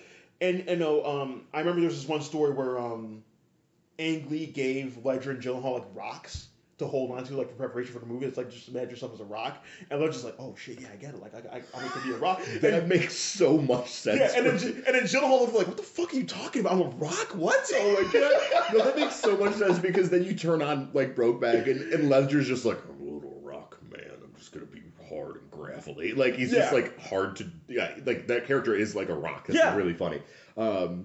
And Gyllenhaal played Jack Twist, where he's he's this exuberant, Jack Nasty. Yeah, exactly. This energetic, like he loves Ennis Del Mar, and he wants to be out, and it's like Ennis doesn't know how to do that, and it's like it's very much yin and yang kind of like relationship and tandem between the two of them, and especially later in the movie, I love what Gyllenhaal does later in the movie because he's kind of older, he's got the mustache, he's married Anne Hathaway. I remember he yells at his father, like, sit the fuck down. Oh, yeah. That's a great scene. And then, like, the last scene with him and Ledger when it's like, just a couple of high altitude fucks that broke back mountain. I don't know how to quit. It's like, just dialing in, man. Yeah, It's so great, the energy he brings to this movie. Because he has to. He does. Because Ledger's not. Ledger the energy. Yeah, he has energy, and Ledger's very much not, and that's the point. Yes. But it's like, Gyllenhaal's just... oh man, it's just a live wire performance in a way that's very. It's very live wire. It's very energetic, lively, and it's also damaged at the same time. Mm-hmm. It's a great performance, and it's almost. I love that he got nominated for this, and it's infuriating. It's his only nomination as far as the Oscars go. And we'll definitely get there. Sure, yeah. Because there is one more on this list, and we can't dive into it. There's a couple on this list. There's a couple on the list, honestly. I mean, I know the Brits BAFTA is nominated a couple more times, but it's like. Right. As far as I know, but him and Brokeback is. Incredible, an incredible performance. I know he lost the Oscar to 2005. Oh, George Clooney for Syriana, which I like. I'm maybe one of the only 5 people in the world who like Syriana or remember Syriana. You're certainly one of the only ones who remembers. Yeah, I couldn't tell what the movie's about. I want to say a desert. I don't know. Desert oil fracking. Maybe. Yeah, I don't know. He's in a movie called Proof. I barely remember Proof. And then Jarhead is 2005. Yeah. Which I haven't seen Jarhead. He's good in Jarhead. Okay. Yeah, I believe you. I'm not a war movie guy. Again, I'm not a Sam Mendes guy, and Sam Mendes directed that movie, but he's actually really good. Like, Jarhead is about, like, the boredom that soldiers face when they're in between battles, which is an interesting way. It's an interesting movie to put together, but he is good in that movie. Okay. Good for him. I think that's a pretty good year. He's got a good little run here. Yeah. Zodiac is his next movie in 2007. Which, oh really? Yeah, 2000. Yeah, he's got nothing in 2006. It looks like. Oh, okay, so he was filming Zodiac. Yeah. Yeah, and I mentioned this to you before, where it's just like he was kind of broken. Yes. Finch kind of broke him on Zodiac because there are 2 films that kind of again pre-crisis, post-crisis. There are 2 films that kind of transition into post-crisis. Zodiac's the first one, and then Prince of Persia is the second one. Whereas it's like Zodiac. He was kind of broken by that movie, which I think was the point of it because that character, I forget the character's name before, and he plays Robert Graysmith. Yeah, that's right. And it's like they based the movie on his memoirs and talking like about that. I don't know why, but it's good. But it's just like him the way because Robert is so obsessed in that movie, especially near the end. It's very much so near the end. Completely just fractured as a human being. Yeah, and I think that's what Fincher's trying to get out of him. But I feel like the Fincher's numerous takes of like, hey, open this door. Take 92 times, open this, like, drink this, whatever. And it's like, I feel like that broke him. Where it's like, he did not have a fun time on that set. Oh, poor and guy. He's never worked for Fincher again, and so does that. But it's just like, it's really interesting how, yeah, I like, out of the 3 main performances in Zodiac, Gyllenhaal's kind of the worst one. I think overall, yes. Yeah. I really like what he's doing at the end of the movie. No, so do I. But I think, when you're looking at the movie as a whole. Yeah. Because, Downey Jr. is not in it that much, but what he does is very very good. Yeah, very good. And Ruffalo. Oh, God. I feel like this is Ruffalo's best performance, honestly. What would you put above that? Oh, God. Maybe You Can't Count on Me in 2000. I don't see anything else with it. Like, I think of Ruffalo, obviously, you think of the Hulk, you think of. Like he shows. No, honestly, when I think of Ruffalo, I think of Zodiac. Zodiac, yes. Yeah, no, but that's what I'm saying is like Zodiac is the one that I see. Yeah, that might be. But it's like I don't know as much to say about Gyllenhaal and Zodiac, but it's like I feel like that's like one of the first things that kind of turned him into the corner where he's getting to where he is now. Gosh. Right, 2007. He's got Rendition. Oh yeah. I don't know what that is. Iraq War movie. That's why I don't know what that is. With Meryl Streep, Reese Witherspoon. Like he plays a journalist that gets lost overseas in Iraq. Reese Witherspoon plays his wife that's trying to figure out where he is, and Meryl Streep's playing like I think a senator that is involved with some dirty dealings involved in the war. It's not a good movie. Okay. It's really not. Okay. It's this thing where it's like when the Iraq War happened, people just push a lot of Iraq War movies in there, and it's like we don't want to watch these because we're still dealing with it. Yeah, so it's happening. It's happening. Yeah, I get that. And that's kind of that was the one thing how they kind of figured out with Vietnam, where it's like, hey, let's wait a little bit. Vietnam's over. Now we can put all these war movies out. Yeah. And they didn't do it with the Iraq War, but it's not bad. It just is what it is. It's not good. Sure. It is what it is. Meryl Streep plays like a villain. It's kind of refreshing in those regards to see her do that. But it's like, yeah, it's there. Before we go on, yeah. So Gyllenhaal is kind of weird. His career is a little weird in the respect that like I feel like there was like a pause. Like everyone was just like not willing to be like, oh, this is the next guy. And I don't know. Like these are 2 great fucking movies between Brokeback and Zodiac. Yeah. And I still don't feel like even after those 2, like I don't feel like people were paying attention to him. Yeah, maybe not. Like it didn't. I mean, Zodiac was weird because when it came out, I feel like not a lot of people were like jumping at it. Like, well, no, I mean Zodiac is a hard movie to watch in general. Like, but it's a perfect film. No, you know what I mean? No. For guys like us, it is definitely a perfect film. Yeah. But it's definitely that film where the main thing I love about Zodiac is that is a movie that is incredibly what's the word I'm looking? I forgot the word I was looking for. It is very it's an engaging movie. Oh yes. That movie,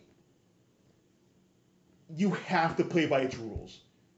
You can't watch the movie any other way. Right. Like you can't you can't be passive. You can't. Oh, I wish you did this. Like no, that movie is almost like pulling you by the collar, sitting you down. Like this is how I'm going to tell the story. Yeah. You have to watch it this way. Yeah. So that's why not a lot of people watched it. That's why I think it's long. It's a feature movie, so it's gonna be long. Yeah. I feel like that's why a lot of people just did not. I think that's why awards just did not pay attention to it at all that season. It's just so weird. I mean, it's not weird, but like it's just like to me, right. So it's like I feel like at that point, Gyllenhaal is like that kind of actor where it's just like, oh, directors like him. I don't know if he's the guy yet. And like, is he the guy now? Like, I mean, he's certainly. I mean, I think he's one of the guys now. Okay, because I mean, he's one of my guys. Yeah. You know what I mean? It's just I'm thinking like in like the general kind of consensus of everyone who like show up to movies. You know, like your general audience people. I mean, in those regards, probably okay. I think we'll talk about this once we get later down the line. But I feel like for most people, no, I don't think he's that guy. Do people get excited for Jake Gyllenhaal? Like, right? You and I, yes. No. Cinephiles, think, yes. Right, for cinephiles, yeah. I feel like if we're talking about like 4-quadrant mainstream audiences, I don't know if they get excited for him, but I think they recognize, oh, that's Jake Gyllenhaal. Okay. I think that's my barometer has always been Michael Fassbender. It's like, do people know who Michael Fassbender is? Weird. Yeah.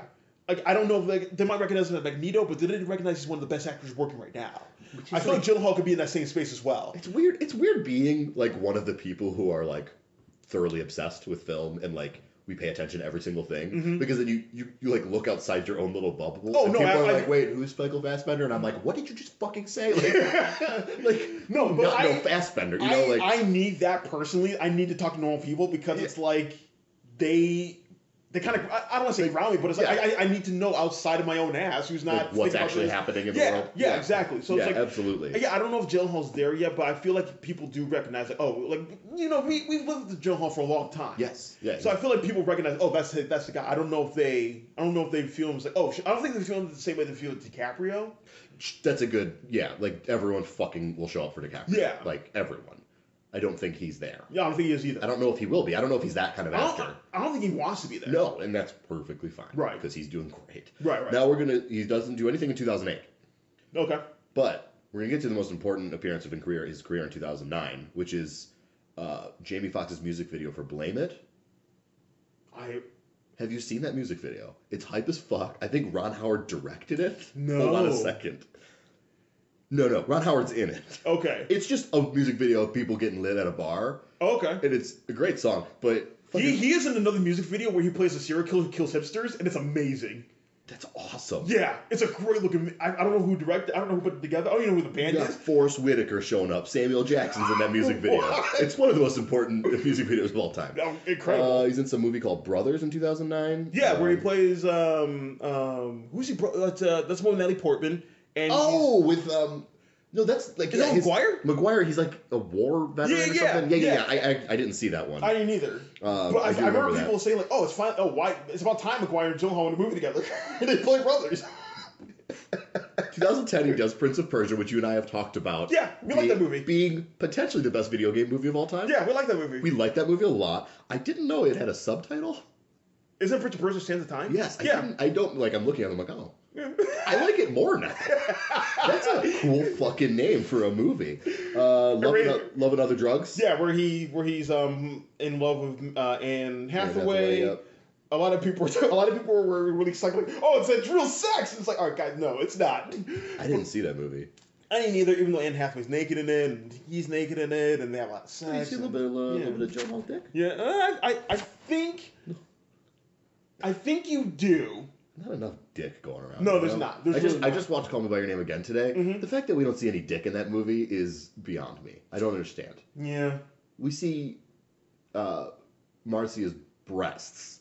Yeah. The female naked. We don't see either of them dicks. Right.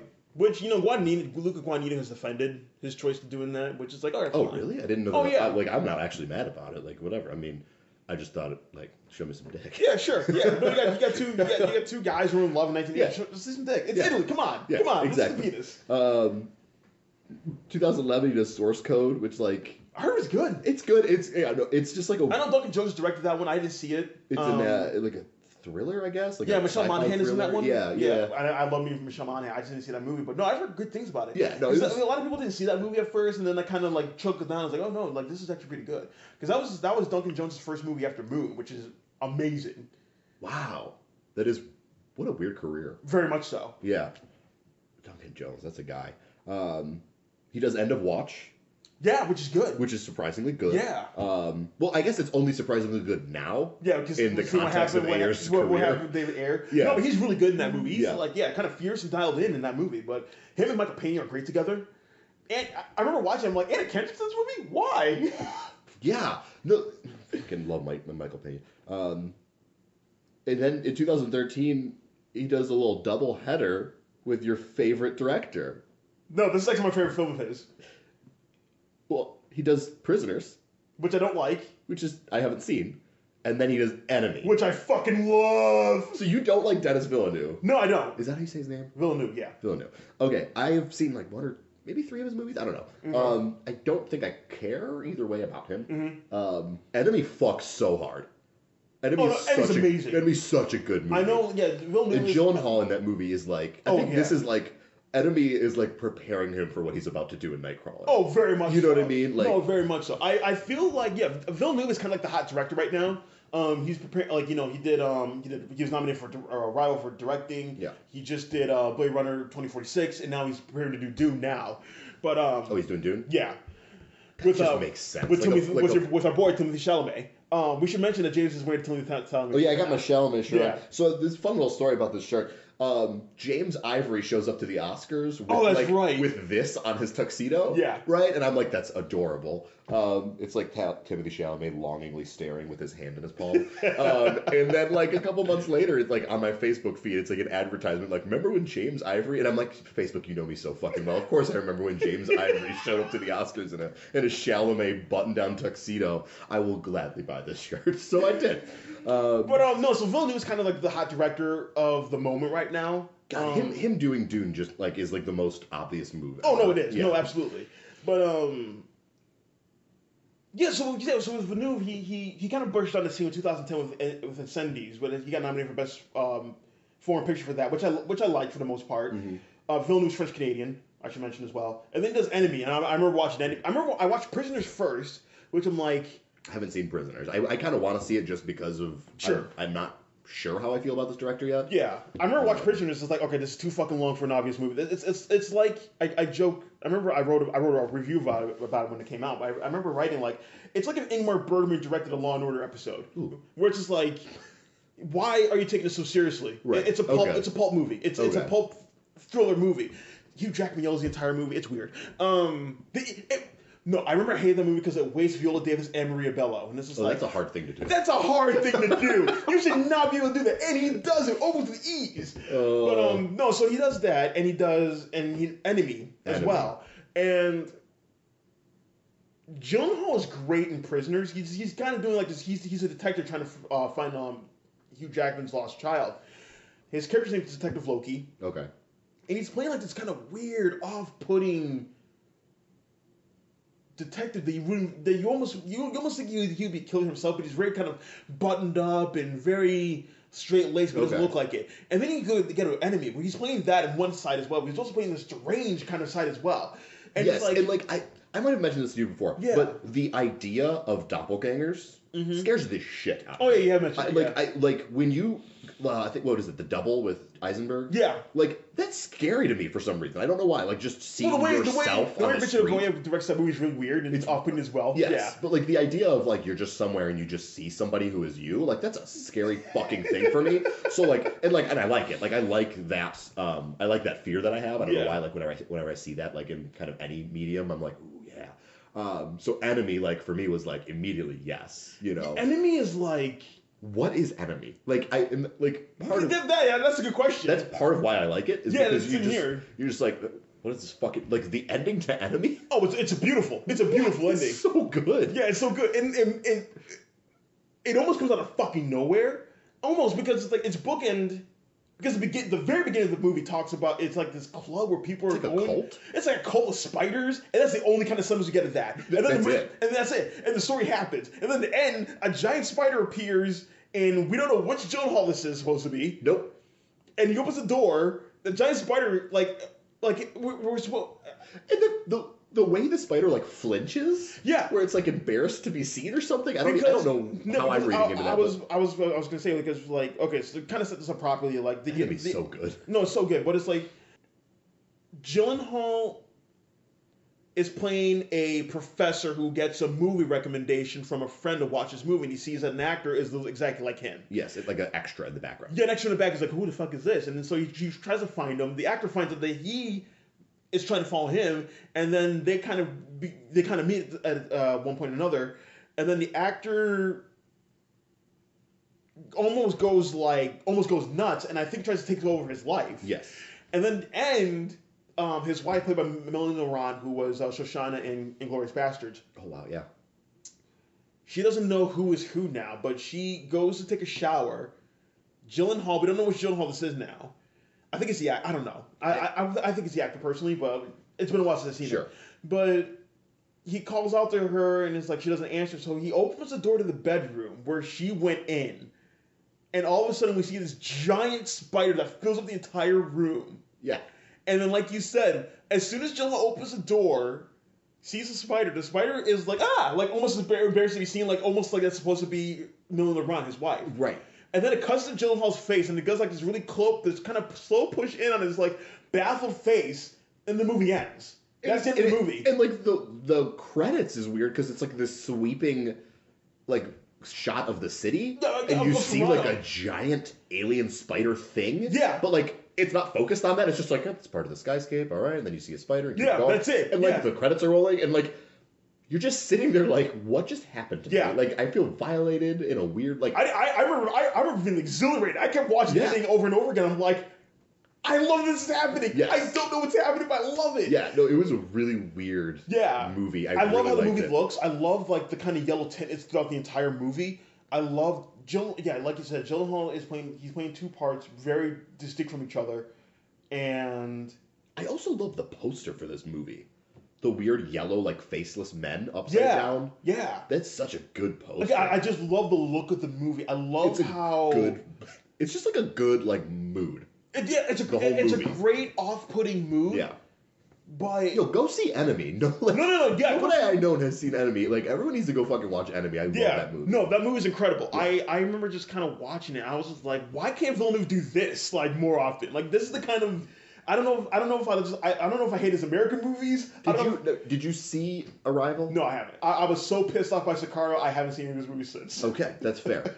Is it though? I mean, not to you. I guess you had to be upset about Sicario. No, I just hate when people say, "Is that fair?" I hate that. But it's just like I just love what Gyllenhaal's doing in Enemy. It's great, and I do feel like it's a precursor to Nightcrawler. Yeah, because the intensity he's bringing to Enemy is. I mean, that's his next movie, is Nightcrawler, 2014. Let's talk about Nightcrawler. Yeah, written and directed by Dan Gilroy, the brother of Tony Gilroy, who's like one of the best script doctors and writers in Hollywood right now. He, wrote and directed Mike Clayton. Mm-hmm. He did a lot of the reshoots on Rogue One, for example. But Dan Gilroy this is his first movie. Nightcrawler. Yeah, they're kind of coming out of the bag, kind of coming out of the dugout with this, like. I remember watching an interview that David Poland did with Gyllenhaal. I don't think he had to fight for the movie, but he had to go like multiple times to Dan Gilroy, like, hey, I want to be in this movie. I'm like really want to do this. I love the script. I want to do this. He lost a lot of weight for it. That was his choice. He's got Gyllenhaal isn't a big guy. No, not really. He's got like kind of broad shoulders, but he's not like a big guy. Right. And so his weight loss in Nightcrawler isn't like impressive to me. Like I'm not. Like, it's not like a weird like okay, calm down, Christian Bale. But like it gives him this weird, like, chiseled skeletal look. No, yeah, it's very much like, and I think he's mentioned this before, it gives him very much a coyote kind of scavenger look. Yeah. And that's what he is in the movie. Yes. That's what, Lewis? Yeah. That's kind of what he is. And it's like, it's very kind of like, his eyes are kind of sunken in. Yeah. His cheekbones are really like... They protrude a lot. He's got the slick hair, and it's like, he's very kind of, like you said, skeletal, very much kind of like... Yeah. And he kind of does this weird, like, forward hunch the whole movie that, like, makes it look like he's a predator. Yeah. And that's what he is. Like, he's a scavenger. Again, that's kind of the whole point of Nightcrawler, where it's just like, you're part of this camera crew that kind of chases around like accidents or ambulance chasers to get on the news and stuff like that. That's what he does, just to get work. And yeah, I just like the story, but he decided to do that himself. That he decided to lose that weight himself because he felt that's what the character needed. Okay, that's really awesome, and it works. It fits into that mode. Yeah. Good lord, yeah. This is probably like his showiest thing that he's done. Like he's very like extreme in this movie. Yeah. It might be my favorite thing he's done. Yeah. Like it's hard to pick a favorite for him because like none of his performances are like hammy. You know, like not even that. Like true, but it's like a lot of his movies are he's very not in the center of a lot of his movies. True. And I feel like that kind of fits into what we're talking about before. Like, is he the guy? Right. I feel because when he is the lead, it doesn't seem like the movie gets like a huge push. Like Nightcrawler did fine, and for what it was, and a lot of people saw it because I feel like it came out October 2014, around the time of Halloween. Right. And I think it did pretty good as far as that kind of scheduling goes for this kind of movie. Right. And like, you know, like people who see Nightcrawler like Nightcrawler because it's a good fucking movie. Yeah. But like, yeah, he's not like the guy that you put at the front of your movie. I don't think. No. You know, which is like a shame because like. He's got the potential for it, obviously. Yeah. I don't know what it is about him that he's not that guy. I don't know. But, yeah, I mean, fuck, Nightcrawler, My favorite story, I think you mentioned this as well in the same interview. My favorite story of Nightcrawler is, like, the one dinner scene with Rene Russo. Mm-hmm. She had her hand on his leg the entire time, and it kind of put him in a weird space. Like, he did not expect that to happen. So it's like, it created this kind of, like, charge between the two of them.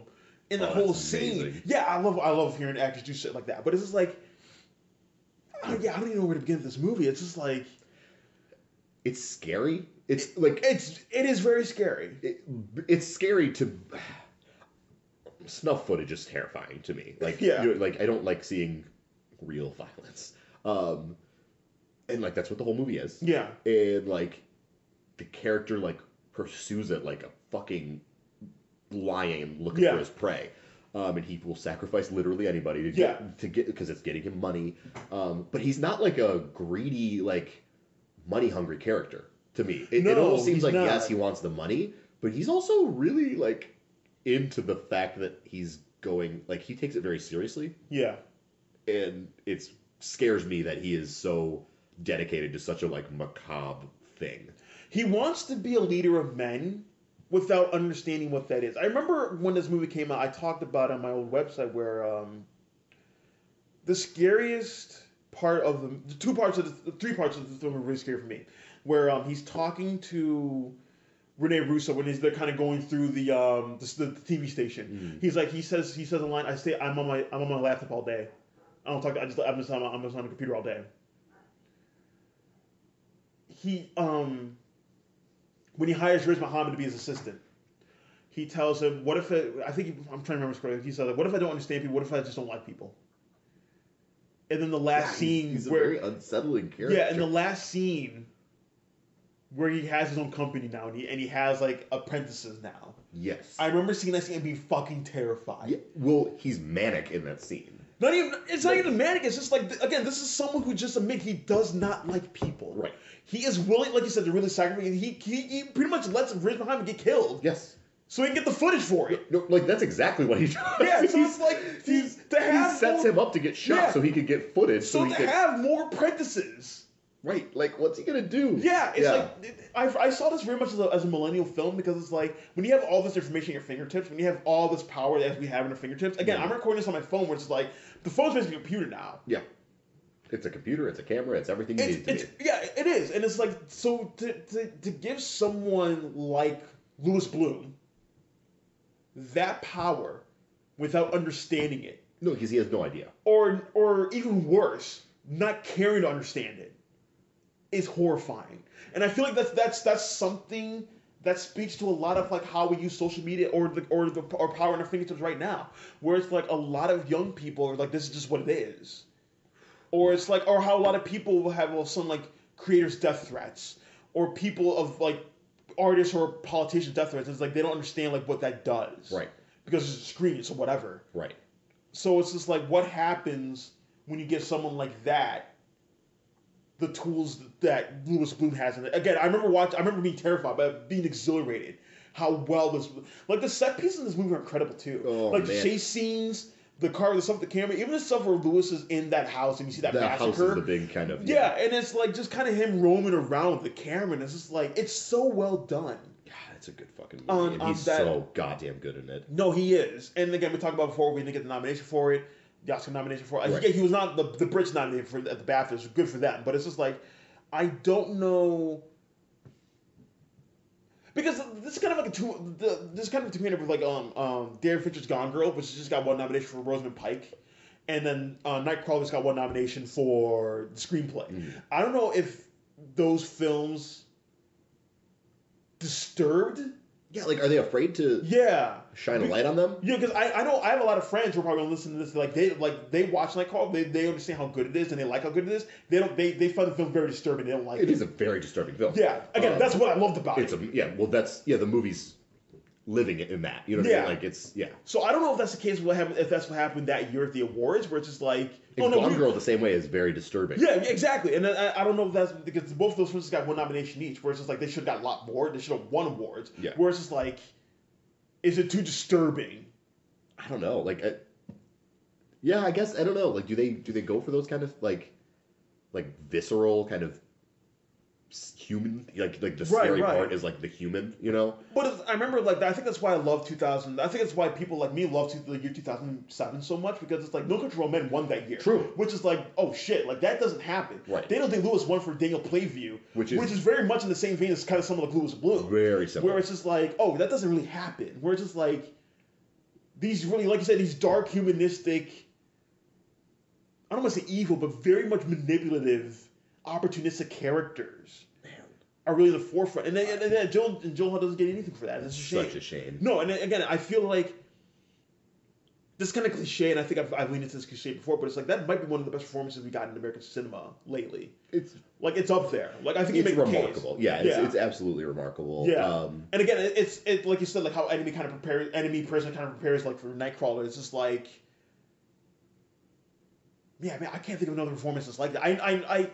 I think I mentioned it as well. It's like it's almost akin to like Travis Bickle in Taxi Driver. Like there's a lot of similarities in that. Yeah, no, that's a really good parallel, because Travis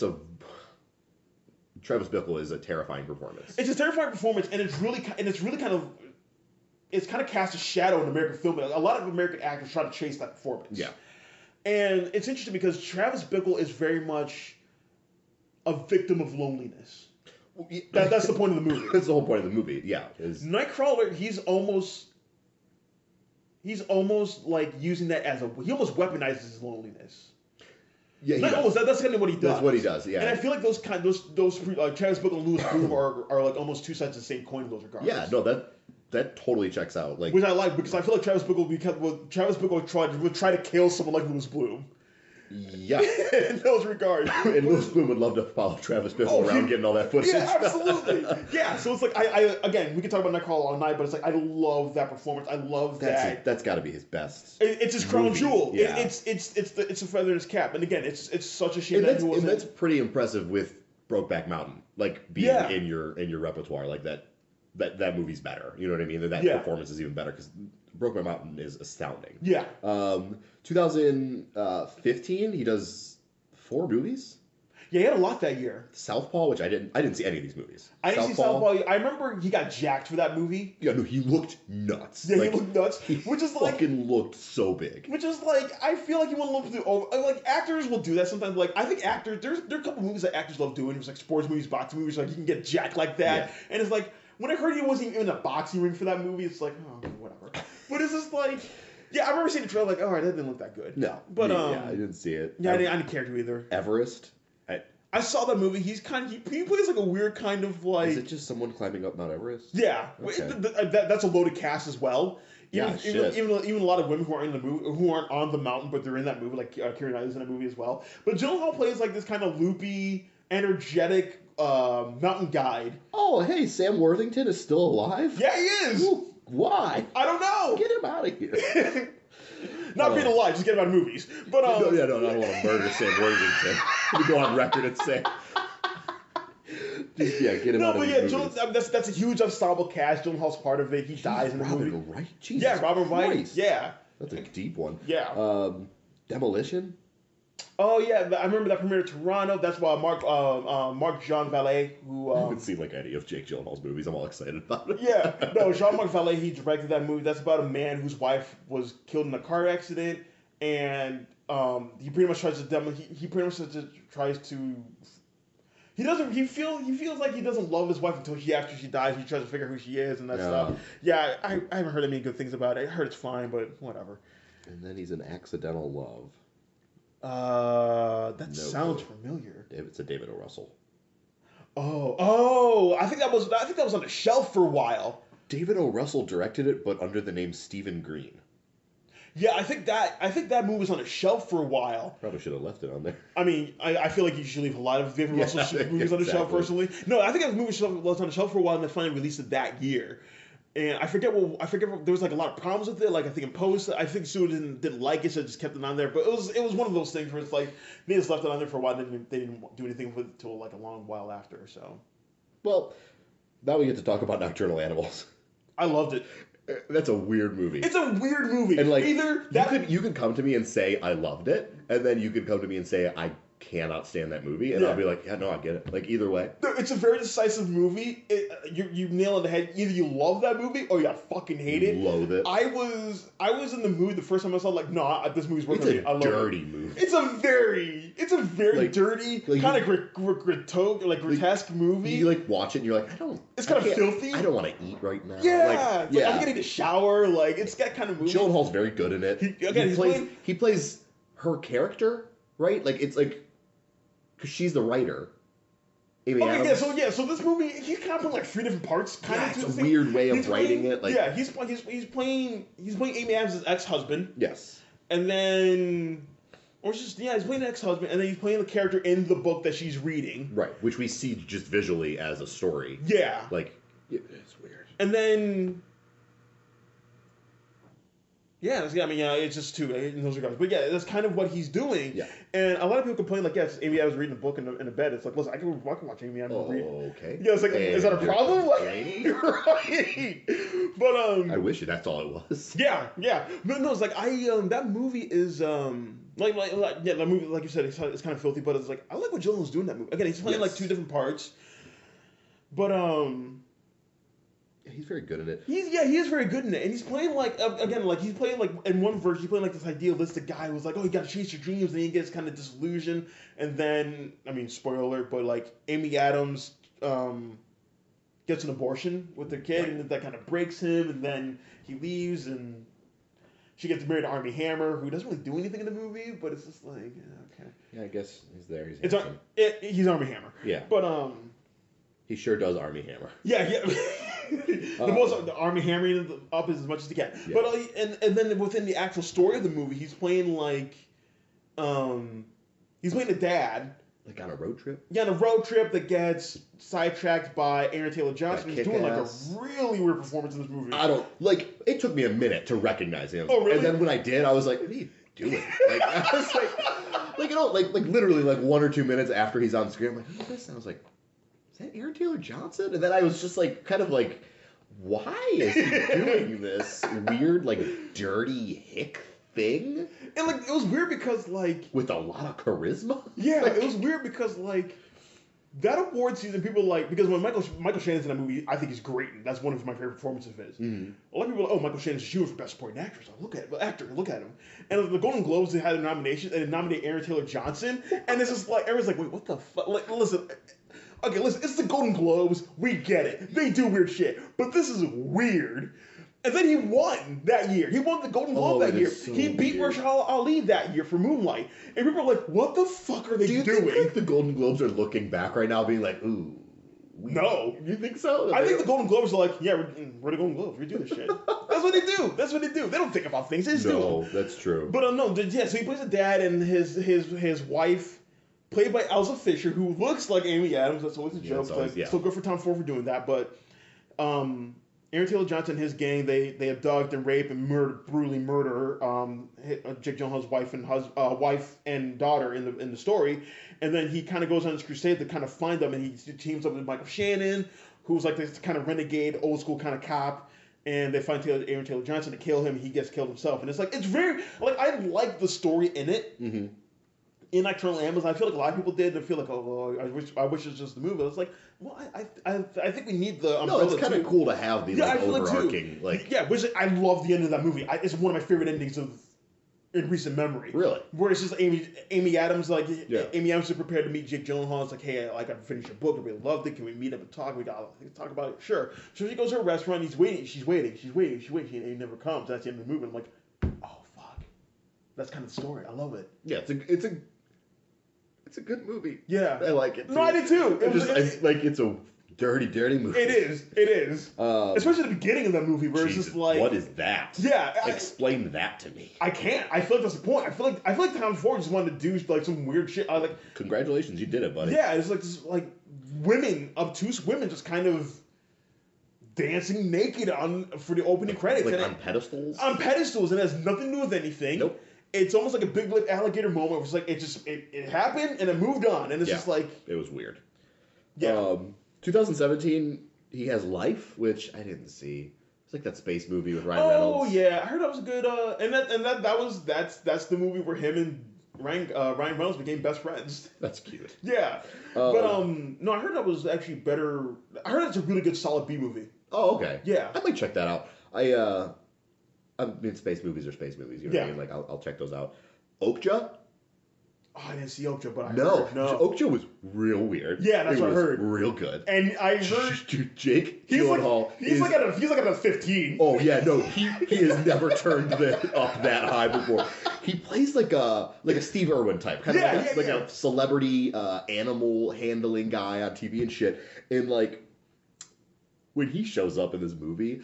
Like, you see him, like, on the TV, and he's just, like, fucking turned all the way up. He's nuts. But, like, off camera, he's kind of just, like, this dick. But, oh, man, he is so fucking fun in that movie. It's a weird movie. I remember seeing the still of him in the shorts. Yes. He's got some good fucking shorts. The shorts work in that movie? Aces. Oh, but, dude. I remember, I think I was talking to Graham Norton. I think that's where he was, and he was talking about he was like I wanted to do a performance that a lot of people will either love or hate. I don't know how you can hate the performance. Because I mean I guess you can because the character ends up being kind of a scumbag. Yeah. And again, when you turn up that high, you're making those deliberate choices. Again, that's going to turn a lot of people off. But at the same time, I feel like people are going to appreciate. Intense in that movie. Yeah, I feel like people are going to appreciate what he's doing. It's like, no, he took some swings at the plate. Like watch Okja. It's on Netflix. Yeah. Tilda Swinton's got some braces. It's a real weird movie. Yeah. There's like a pig monster. Yeah. And then he does Stronger, which I didn't see Stronger. He plays like a I didn't either, but therapy. I heard again that was one of those movies that year where that was like a really small movie, but it had the people who saw it really loved it. He plays one of the runners who was hurt during the Boston. Oh, that was the Boston bombing movie. The Boston Marathon. Yeah, and it's like he got really close to the actual person he was portraying. They became really good friends after that. His wife's played by Tatiana Maslany, one of the great actors working right now.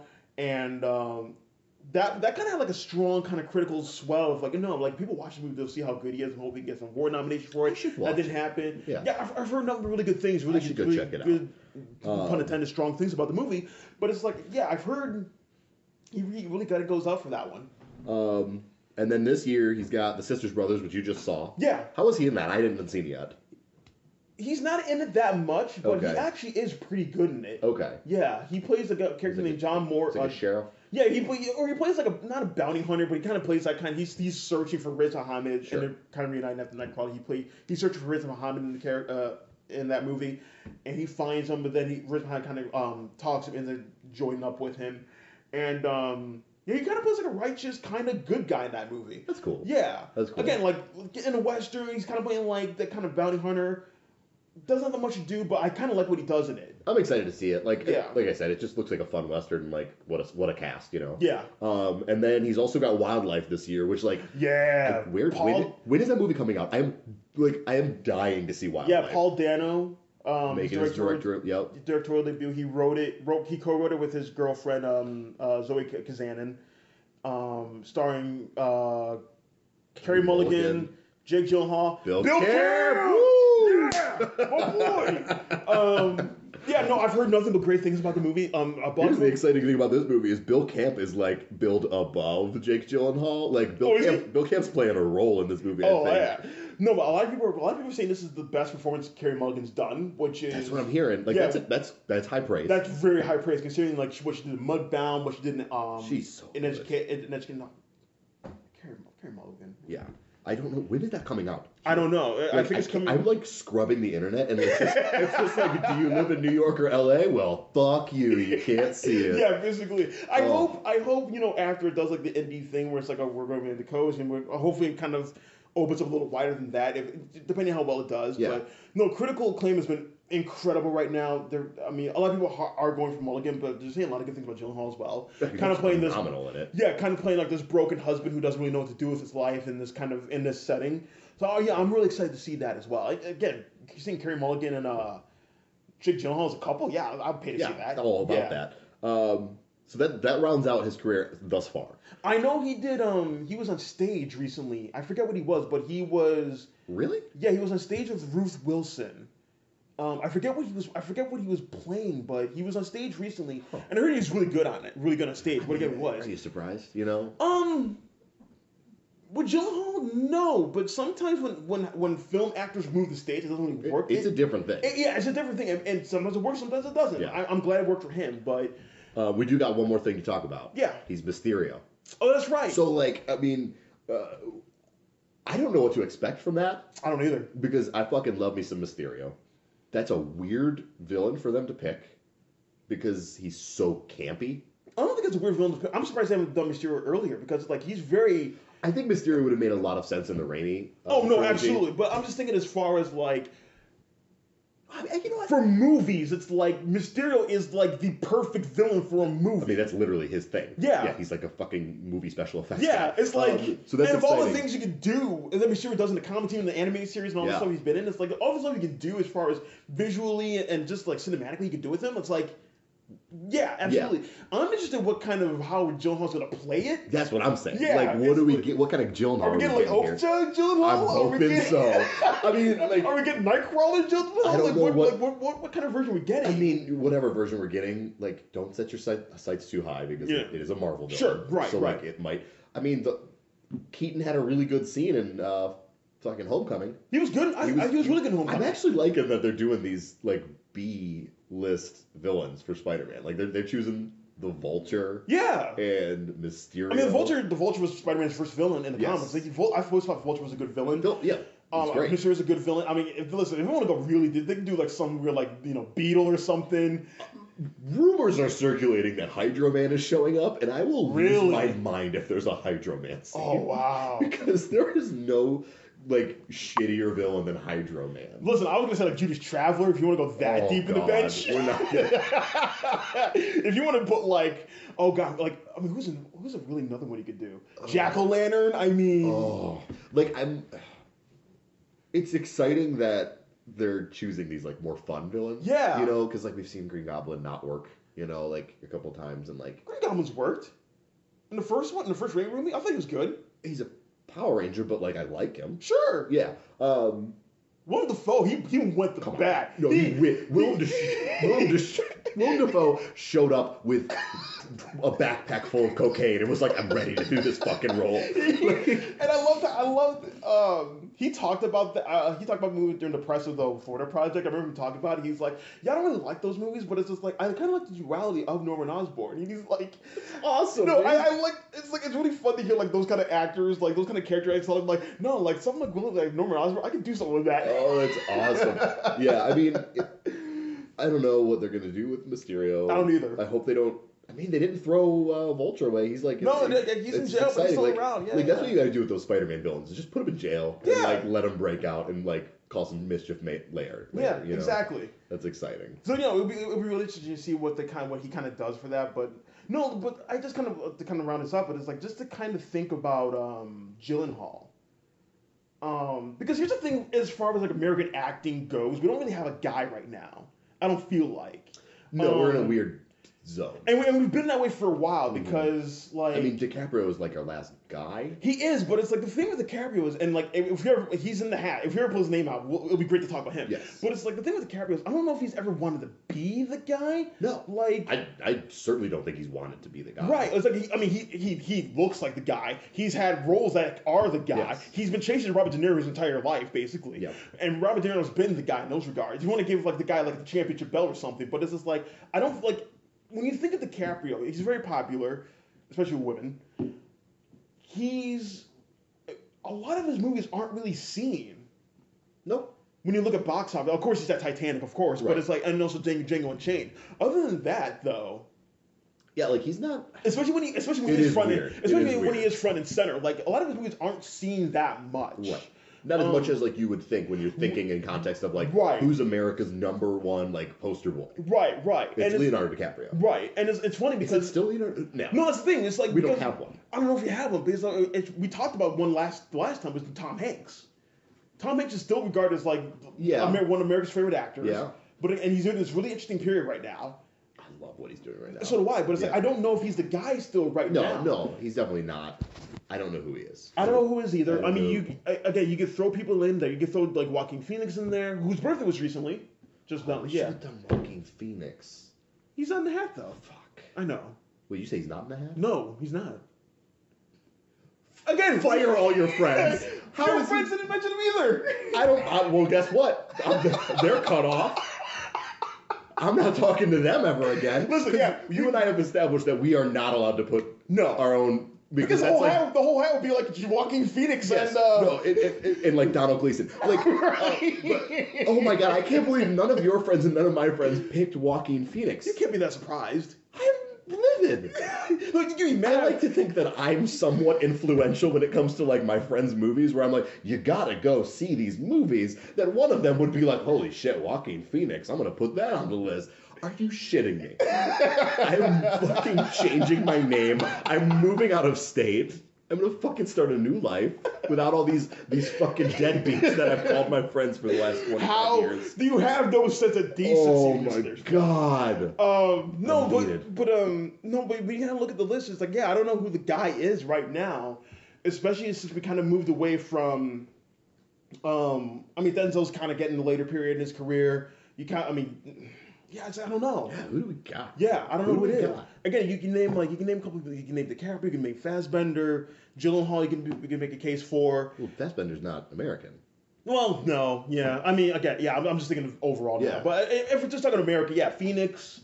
I mean, it's gotta be. I'm being completely biased and being like, it's obviously Phoenix. Like, I can't look outside myself, but it might be.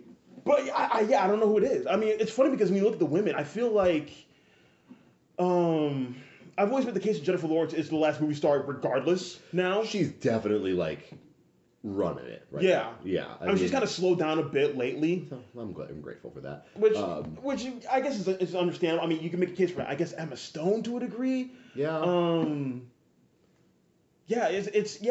know, because we're in this period where Hollywood has kind of moved away from stars and now are into franchises now. Yeah. And it's like we don't really have stars anymore because, again, people will be like, oh, well, I like, God, who's an example? Like, I like Chris Pratt. It's like, okay, yeah, you like him as Star-Lord, but are you going to watch his other movies? No, not really. I'm not. Yeah, I mean, I'm not either. Fucking Chris Pratt. Like, they're all franchise guys. Yeah.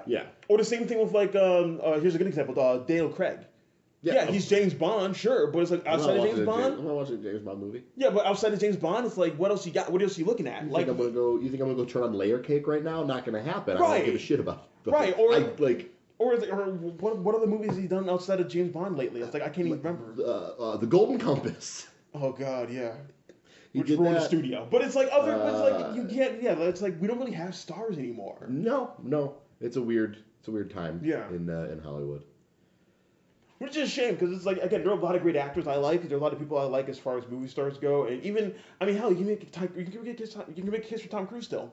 I'll always make a tape. I will too. Yeah, I will always make a case for Tom Cruise. I love how Sean Fennessy and Amanda Dobbins on The Ringer, they just had the podcast, and David Elrich had a case for this as well. Tom Cruise should be nominated for Best Actor for Mission Impossible Fallout. Do it. I love that case. Do it. And it's like for all he has done. On its face, it's a very ironic thing. At the same time, why the fuck not? I don't know. I mean, yeah, I guess it is a little ironic on the surface. Yeah, but at the same time, why not? Why not? Yeah. For all that dude has done for action, at least. Yeah. You know what I mean? Tom Cruise fucking rules, man. No, he does. It's like, honestly, what's the case against it? It's a Mission Impossible movie? Okay, whatever. Like, what does that mean? Like, yeah, who gives a shit? Yeah. You fucking nominated Daniel Kaluuya for Get Out. It's just a horror movie. Sure. No, it's still a fucking good movie. Yeah. Fallout is still a good movie. Yeah. You know? Mission Impossible rules. No, it does. No, say as far as movie star goes, I feel like there's the same thing that kind of happened with Colin Farrell to happen to Jake Gyllenhaal, where it's like Colin Farrell, I don't think Gyllenhaal did any of the drugs that Colin Farrell did, hopefully. But not nearly as many, at least. I mean, who did at that point? Colin Farrell was on record being like, I don't remember anything. Yeah, they're like, happened, I don't remember. From phone booth. From phone booth to pre-production in Bruges, I don't remember. He's like, I don't know where I was. Right. No, but it's like the same thing kind of happened with Colin Farrell, where it's like Hollywood's kind of pushing like, oh, he's the next leading man. He's the next leading man. It's like, and you see Colin Farrell after pre-crisis, post-crisis in Bruges. You see that Colin Farrell works best as a utility guy, as part of an ensemble. If you need him to be one of the best parts of the movie, sure, he can do it. But it's like I feel like he's more comfortable in oh, hey, there's Nicole Kidman, there's Brandon Gleeson. Right. I can work within this. Yes. I feel like this is what he works best. Same with Jake Gyllenhaal, where it's just I think after Prince of Persia, it's just I don't want to be this kind of chiseled, sanded down leading man. I don't do you think anyone wants to do that? That's not as I think an people artist. do. As an artist. I mean, yes, you want to do that to make money. You want to do that for the fame. But sure. As an artist, for me personally, I write music. Mm-hmm. I don't write music for other people. You know what I mean? I write it because I want to do what I want to do. Yeah. Artistically. I don't think people would like my music because it's not for them. You know what I mean? I guess my counterpoint to that be look at the Marvel movies and look at the people that have been able to get into there. People are willing. Again, the money is good, of course, and the exposure, absolutely. It's like, hey, if you like Kate Blanchett as Hela, go watch any of her movies because they're all exactly. Or if it's like, hey, if you like Michael Keaton as a Vulture, go watch anything else he's done. Yes. So there's that. But I do like how artists, and maybe this is because Disney is owning everything at this point, and they don't want to ruffle any feathers. But I do like the idea of a lot of artists hey, that's kind of conflict, or that's kind of confining in what I can do. I can still make something out of that. Yeah, there is that. Yeah. So I don't think it's a bad thing to be the guy. I mean, listen, we've seen guys like Harrison Ford do it. Mm-hmm. We've seen guys Denzel to a degree do it. Keanu Reeves, you kind of go down the list. You can name a lot of people who've been kind of the guy at a certain point in time. Yeah. Tom Cruise, of course, for most of his career. For a long time. Yeah, until it's hey, if I'm not going to win Oscars, fuck, I'm just going to make action movies the entire time. Yeah, I'm going to fucking jump out of this plane. Yeah, I'm going to jump out of this plane. I'm going to the tallest building in this hemisphere. I'm going to hold my breath for 3 minutes. Listen, whatever. Just tie me to the side of this plane and fly into the stratosphere. Find the stratosphere, and I'll jump out of the plane after that. I don't give a fuck. Yeah. You want a stuntman? No. Tom, you're going on 55 right now. He's I don't give a shit. I want to know the paperwork to do for the insurance company is hey, listen, Tom's gonna for Jesus Christ, man. Every fucking movie. Mission Impossible movies are nuts. That's what I love Mission Impossible because hey, they're good action movies. They are. They work. The last 3 have been impactful. Oh my god. But at this especially I guess speaking specifically in the last 3. Yeah. The publicity for the movies isn't come check out this good action movie. It's the commercial is like, here's what the movie is, and then it like cuts to like behind the scenes, and it's like, watch, no, Tom's actually doing this shit. Yeah. And it's like, oh, well, okay, I'll go see that. Yeah, like, it's crazy. It's crazy. Like the whole, I remember Rotten Tomatoes was just like when they were, you know, doing their push for Fallout, they were like, this is the scene where he breaks his ankle, and they just show it over and over again. It's like, that's what you want when you go see Mission Impossible. Yeah. Is Tom Cruise destroying his body. This is now Mission Impossible podcast. Dun, dun, dun, oh, dun, dude, dun, you wish. Dun, dun, dun, dun, dun, dun, dun. Yeah. Yeah, no, I don't know. I already forgot we did Benedict Cumberbatch. I was gonna say like I almost was like, who's next? I'm not even joking. I forgot that we did Benedict Cumberbatch. But no. So this episode is just interesting because we had one actor, or for me personally, like I don't want to talk about him, and we had one actor I could talk about all night. Yes. Yeah. We gotta cut it here, I think. Yeah. I feel like this is my job because I said awkward goodbye the first time, that I have to be the awkward one. Thanks for listening, everybody. We'll hopefully get another one to you next time soon. Toodaloo. This is brought to you by MeUndies. No. They're gonna sue us. They probably legally. I don't think anyone knows what we're doing, which is fine. That's perfectly fine. This is fine. No, this podcast episode is brought to you by Prince of Persia: Sands of Time. Yes, it absolutely is. Collected now on streaming. I don't know where to be now. It's fucking. I've got it. You want to watch on this? TNT. You told me we're gonna go watch Prince of Persia again. Let's do it. Bye, everyone. The creep in the back of my head.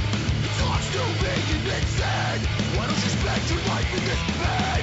Why don't you wallow around in this dread? The creep in the back of my head is thick skin I'm trying to shed.